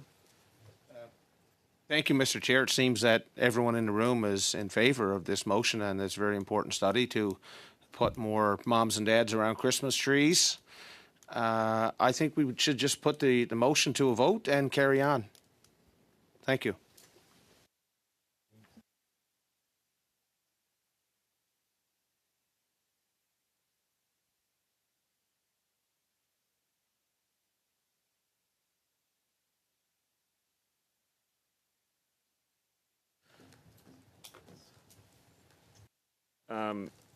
Mr. Morrissey, I wasn't sure if you're moving a motion to adjourn the debate, or maybe I'll turn it over to you just to clarify that. Chair, I believe the committee accepted the motion, which will then return to committee at an appropriate time. I mean, if we're going to begin debate without having the chance to fully analyze and going through, we only have a few minutes left of a study that witness appeared before, but the motion was accepted by the committee. It was not ranked by the committee and when it would move. Am I correct? No. Okay. So that's the position. Mr. Arnold. Thank you. I think everybody's seen the motion. We've approved the amendment. We could simply go to a vote and have this done in a matter of a minute and a half if everyone is in agreement with the motion already, rather than delay it any further on debate. That's the only group. Okay. If there's no more debate on it, just what are we moving on? So this would be to vote on the motion as amended, to have this to be one of the approved motions to study. That's fine. Okay. Yeah. Go to a vote. Okay. All right. So with that, let's no more debate. Can we move to a vote? Okay. Are all those in favor of the motion? Okay, we don't need to vote. Okay, motion's passed, and it's. Do we start over for Mr. Small, or is his time done? Okay. Mr. Small, you had the floor. You have 2 minutes left. We'll continue with our witnesses. Mr. Chair, I'm going to pass my time on to Mr. Deschênes. Thank you very much, Mr. Small. Let's continue with our discussion then, because that is the idea of this exercise, to see how things happened and how we can improve things. So we've said perhaps reduce the traps or the pots. And you were a consultant also with the Indigenous peoples. You didn't really mention it during your presentation, but of course they're another important actor here. So could you take a few moments to talk about the Indigenous perspective and how you will proceed in the future if there's other fisheries to be opened up, so it's not a divisive plan, but more of a plan that will unite people and rally people? Well, I think there needs to be more consultation from the outset. With lobster, it's an inshore fishery, so the principle of place of residence should really have been applied in a consistent way. That's important, consistency, because when it comes to the criteria, we're treating some people more favourably than others, excluding others. Here I'm talking about the Indigenous fishers, and there was disappointment because many of them didn't get one. And when it says in the plan, for example, that we're looking at the future generations, I'm accepted, because those who have bought businesses, for example, in Turbot, over the last few years at a high price, they're the ones that should have been helped. They're the ones that have bought at high prices, but they haven't been recognised by this, by any sort of point-based system. They've just been pushed aside. And then there's older people who were close to their retirement date. Perhaps they would have decided to go for early retirement, but they got a lobster license through all of this, so they've decided to stay in fisheries. So within the DFO toolbox, there were other solutions when we're dealing with fleets in difficulties, whether it's the shrimpers or the turbot fishers. And it's not static over time, because shrimps are doing better this year. 2 weeks ago, in the shrimp fishing, some of the turbot fishing was closed down because too many small turbot were being caught. So it's difficult when there hasn't been any consultation to make sure that fishers that are in this place of residence that should actually be given priority and benefit from this. If there's not much consultation, if it's all hurried in and then we're asked for answers and we haven't had any response either. Now, I have written a letter. I didn't even get an acknowledgement of receipt to date. And in solution mode, I thought, okay, they've given license up to Rimouski, but perhaps up to the west with other fishers, because I'm not the only one who didn't get a license. I'm not the only one in this situation. So with discussions, we thought, well, we need to have some data to have a well-informed decision. So perhaps we should ask for licenses more to the west. So we built up a project, a scientific-based project, and I asked to have a scientific license releasing the lobster back into the water, so random sampling to see if in the west there could be lobster, and that could help out a couple of residents in the sector being sidelined. But that was turned down by the DFO, and we were going to do it at our own expenses. Sorry, I have to interrupt you there. Clausen for 5 minutes or less. Thank you, Mr. Chair. I had a question here for Mr. Cloutier. Access is based on residency and is standard in many fisheries. It helps to keep the wealth that fishing brings in coastal communities. Since the residency cutoff made by the last minister wasn't considered right by some, where would you suggest the residency requirement be set?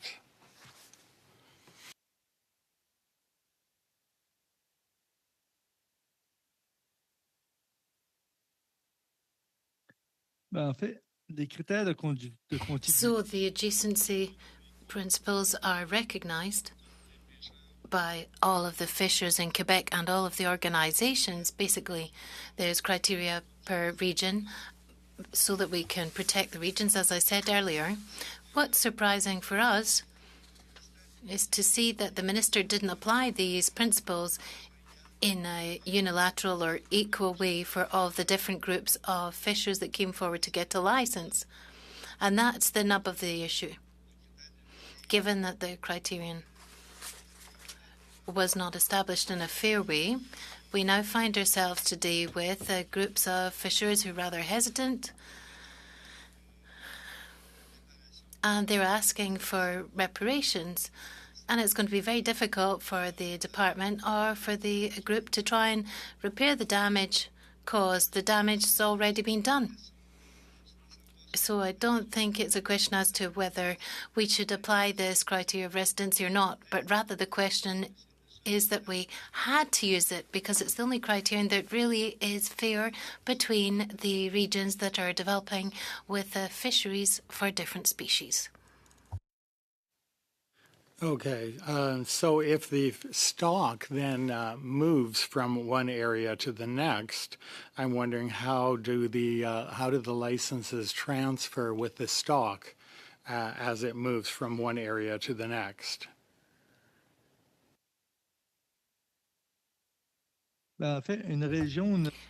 Well, one region doesn't completely lose all of its species overnight. For example, with lobster, there may be reductions or drop-offs in the US with lobster, and we're starting to see that in the Maritimes in the southwest of Nova Scotia. We've seen some reductions in lobster stocks, but it would be difficult to transfer a license for a fisher that's fishing in one region, and given that the species has moved, to then transfer his own license to allow him to fish in another region, which is also asking for development with new fisheries. So if lobster moves to the north, it's clear that there are certain regions that are not fishing lobster. They're going to make claims and want to develop fisheries as any region would want to proceed. So I don't think we can transfer a license from one region to another. Perhaps we could try and see whether we could sell them between regions, but we can't transfer a fisher with his or her license to go off and fish in another region. I really don't think it would be possible to apply that. And to Mr. McPherson, I'm wondering how much fluctuation actually happens in the industry. You had talked about the fluctuation of the stock happening. Can you explain that a little bit or expand on that? We've seen some pretty dramatic increases over in Prince Edward Island due to, when I talk about one in, one out, that means that one license is bought and when that license is sold, and that there's not extra effort in. And about 12 years ago, we eliminated over 44,000 traps on Prince Edward Island, and it's really helped the fishery rebound. Yes, we saw some declines related to the hurricanes on the East Coast of the last 5 years, but in certain areas. But it usually happens quite often in terms of if an area is fished hard, even 4 or 5 years, you could see a change. So some of it's climactic, but we have to be sensitive that it can also be related to the amount of effort coming out of an area too. Okay, thank you. Sorry, Mr. Clausen, we just got about 10 seconds left, so. Okay. That's good then. Great. Thanks. Okay, well, thank you very much, Mr. Clausen. And with that, we're going to wrap our second panel here. I want to thank our witnesses for their testimony, for being here in person, for joining virtually. Your testimony will be very helpful as we complete this report, which will have recommendations for the government going forward. And so we do have a couple bits of business for the committee, but I just want to thank you again and excuse you from our meeting here. And we do have a couple things that I would like to get through fairly quickly. Number one is Mr. Gunn? I'd like to move to resume debate on my study motion, considering BC's salmon open net pen aquaculture transition. Okay.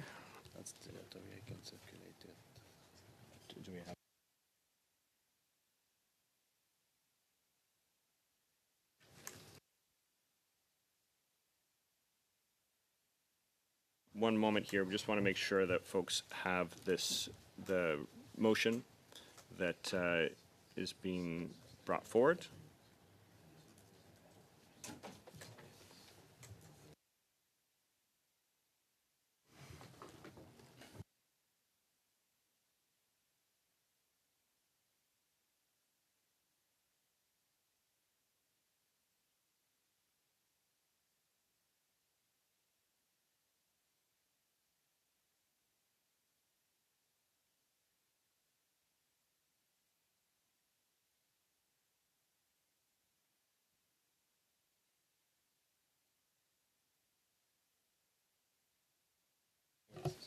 Chair, can we suspend, please? Briefly here.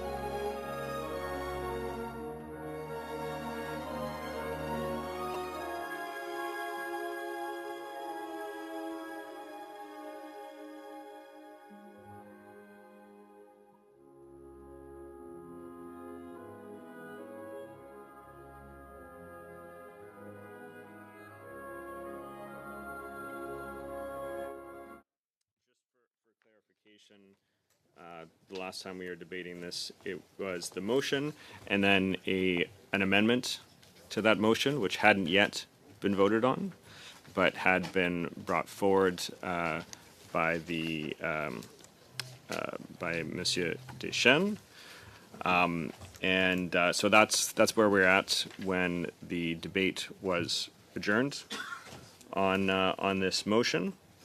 And so that's what we would be voting on to bring back at this time. So, but with that, this is not a debatable motion. So we will need to be moving to a vote on this. Everybody should have the motion, and then you should have also received an email which goes through the difference of the original motion and then the amendment to that motion that was also brought forward that we were in the middle of debating when it was adjourned. So with that, no. So when this was adjourned the last time, we were in the middle of debating Monsieur Deschênes' amendment to this motion. So we would be voting to return to the debate on this motion and the amendment that Monsieur Deschênes had brought forward for this motion. So with that, we need to move to a vote on whether we will resume the debate, and I'll turn it over to the clerk. Mr. Connors? Yes. Yes. Monsieur Cormier? Oui, oui. Mr. Klassen? Yes. Mr. Morrissey? Yes. Mr. Arnold? Yes. Mr. D'Entremont? Mr. Gunn? Yes. Mr. Small? Yes. Monsieur Deschênes? Okay, so the debate on the motion is resumed. And so with that, we're opening up to debates. I see first we had Mr. Clausen with his hand up. And we're on the amendment. So on the amendment. So, sorry, Mr. Morrissey had his hand up first, sorry. To clarify, the amendment that was being debated that we have returned to, so everybody knows, it's not the motion. If you could just reorient the committee on the amendment that was put forward by Monsieur Deschênes, or maybe he will do it. That's where we're at now, but I'm not familiar with what that was. So did we?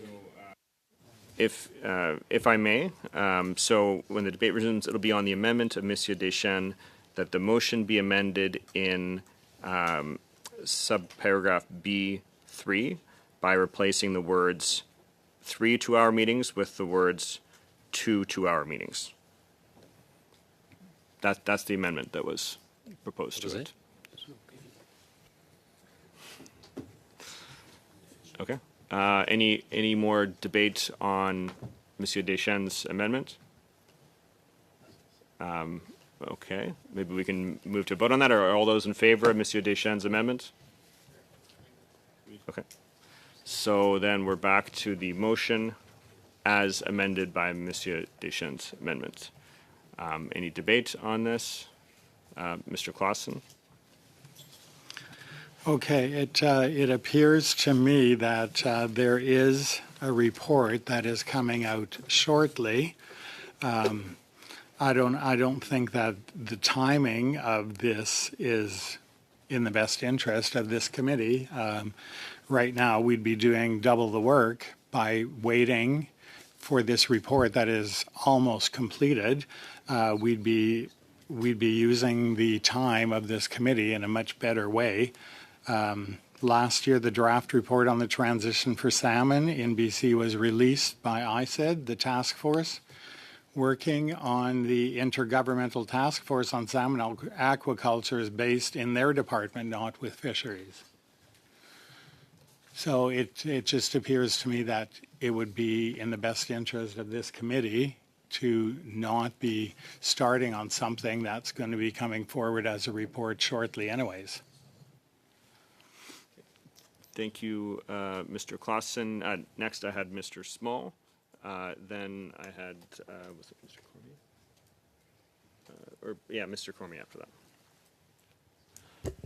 Thank you, Chair, and with all due respect for the Parliamentary Secretary, Mr. Chair, this study could be several months down the road, and I guess the report that Mr. Claasson's referred to is pretty much imminent.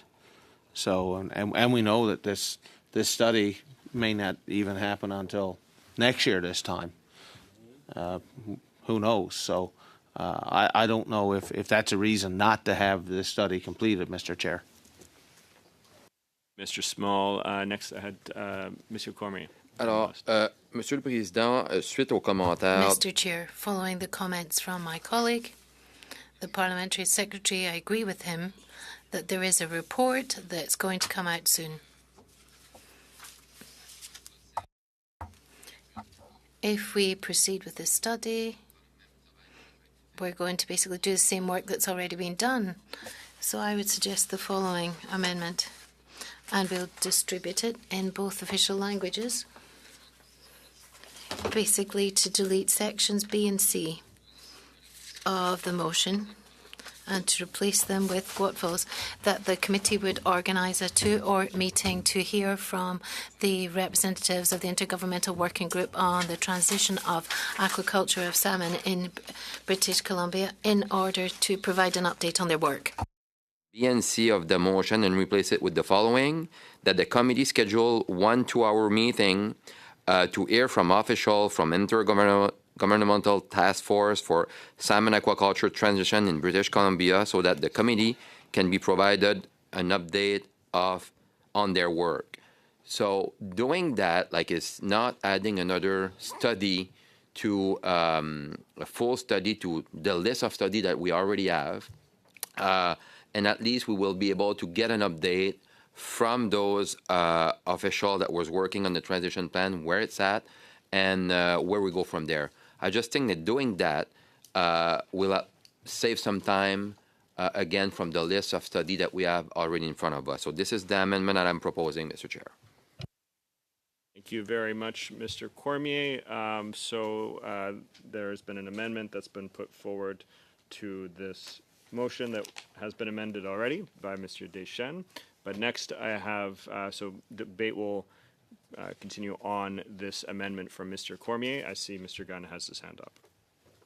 Thank you, Mr. Chair. Obviously, there's a handful of study motions that have been passed that we're going to determine the order of which we study at a later date. But the idea that we are going to remove sections to talk to individuals who are having their livelihoods destroyed by the lack of certainty created by this decision and by DFO, I think is completely unacceptable. We have thousands of people in British Columbia who don't know if they're going to be able to pay their mortgage. They don't know if they're going to be able to put food on their table to feed their families. They don't know if their jobs are going to be there in 6 months from now, 9 months from now, or a year from now. And while I would love to give the government the benefit of the doubt that a magic solution is just around the corner, I believe it is the purpose of this committee to look into these issues, and in my case, stand up for my constituents. This is, I'd be happy to hear from an update from the department. That's why we have here in Section B a meeting with the Minister of Fisheries, as well as in B subsection 2 relevant officials from the Department of Fisheries. That's fine, but we need to hear from the individuals whose livelihoods are going to be destroyed, potentially destroyed by these decisions. We need to talk to harvesters with generational employment, and we need to talk to industry experts and scientific experts who can try to rationalize the science behind this decision. So I think it is essential that this gets put on the books. It will be up presumably to the committee at another time to determine the timing of when we actually look at these issues, but I don't think we should be sweeping under the rug decisions that have the potential to impact the livelihoods of thousands of people, thousands of Canadians, and that also, I should point out, has the potential to set a very concerning precedent for other provinces in Atlantic Canada and Quebec that have their own aquaculture industries. Thank you very much, Mr. Gunn. Next, I have Mr. Cormier on the list here. So I totally understand Mr. Gunn's point when he said that, there's people affected by that, whatever the decision will be. But look, the group that we're talking about, that we want here to talk about this group also heard from some of those people from his riding probably, and at least they can get us an update on what they're doing, where is the plan now. So this is why I think it's like, instead of having like a couple of meetings on that, let's hear by from this group, and I just propose that we vote on the amendment, Mr. Chair. Okay, thank you, Mr. Cormier, Mr. Arnold, and then Monsieur Deschênes Plaisant. Thank you, Mr. Chair. I've got to speak against Mr. Cormier's proposal. It sounds like the top-down approach that we've seen from this government. Mr. Gunn's proposal is simply to hear from the people that are affected, not just from the people that are making the rules, and I support Mr. Gunn's proposal here without the amendment for Mr. Cormier. Mr. Arnold, prochainement, Monsieur Deschênes. Oui, Monsieur le Président, peut-être juste pour... Yes, Mr. Chair. Perhaps just food for thought. Given the fact that there's already studies that are going to come up before this one, and a transition plan is going to come out soon, we've been told, I think we can go forward with the original motion and also bear in mind the fact that probably we'll have this debate once the transition plan has come out, and we'll be able to get the signatories of the plan to come and present it here. Okay? Okay. Is there anybody else that would like to weigh in at this point? Okay. I guess with that, we can go to vote on Monsieur Cormier's amendment. Yeah. We'll vote yes.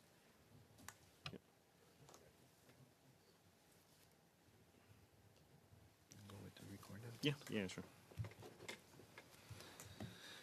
Mr. Connors. Yes. Mr. Cormier. Oui. Mr. Klassen. Yes. Mr. Morrissey. Yes. Mr. Arnold. No. Mr. D'Entremont. No. Mr. Gunn. No. Mr. Small. No. Monsieur Deschênes. Okay. So the amendment is defeated, and so we're back to debate on the motion as amended by Monsieur Deschênes. Anybody else like to weigh in on that at this point? Okay, then let's go to a vote. Shall Mr. Gunn's motion as amended by Monsieur Deschênes pass? Yes. Is there any agreement? Okay. Looks like it'll pass. Okay. That disposes of this. Two quick items I'm really hoping we can get through in the next 4 minutes here. Number one, we have the budget for the redfish study. You would have all been sent this. Is everybody happy to approve this budget as was circulated? Okay, approved. We do need to finalize the report for abandoned and derelict vessels. From discussions that have been had, I don't believe that there's any more changes to the draft version that was sent around by the analysts. So are we comfortable with approving that as is? Okay. Looks like there's agreement for that. And then what do I need here? We need a title for this report. The analysts have put together a title for this that could be shared, unless people have any ideas that they want to put forward for the surprises. Okay, so let's go with let me just mention this one. So the analysts had suggested acting together to address derelict vessels in Canada. Does that sound agreeable to everybody? Abandoned and derelict and abandoned vessels, DAVs. It's abandoned and derelict vessels. Derelict and abandoned, DAVs. DAVs, okay. Easier than acronym. I've got no problem with that personally, and it looks like we have agreement around the table. So, can we? What should I say here? We just need to. The committee agree that the chair, clerk, and analyst be authorized to make. Are we supposed to be dealing with a draft report in public? Well, it's fine. We're not actually going to be making changes to it here, so Okay. that's why normally I would not. But given that there's that agreement, the motion that we have here is: will the committee vote in favor of that the chair, clerk, and analyst be authorized to make such grammatical and editorial changes as may be necessary without changing the substance of the report? Okay. And that pursuant to Standing Order 109, the committee requests that the government table a comprehensive response to the report. Agreed. Okay, and that dissenting and supplementary opinions be in Calibri 12-point font, left aligned, line spacing 1.5, submitted electronically in both official languages to the clerk of the committee no later than. Could we ask for October 20th, the Monday returning after the break, because we have to deal with translation and so on? Is everybody happy with that? Yes. Okay. So by October 20th, and that the chair present the report to the House. Okay. All right. That's it. Passed. And we did it with 1 minute left. So with that, thank you all for today, and meeting adjourned.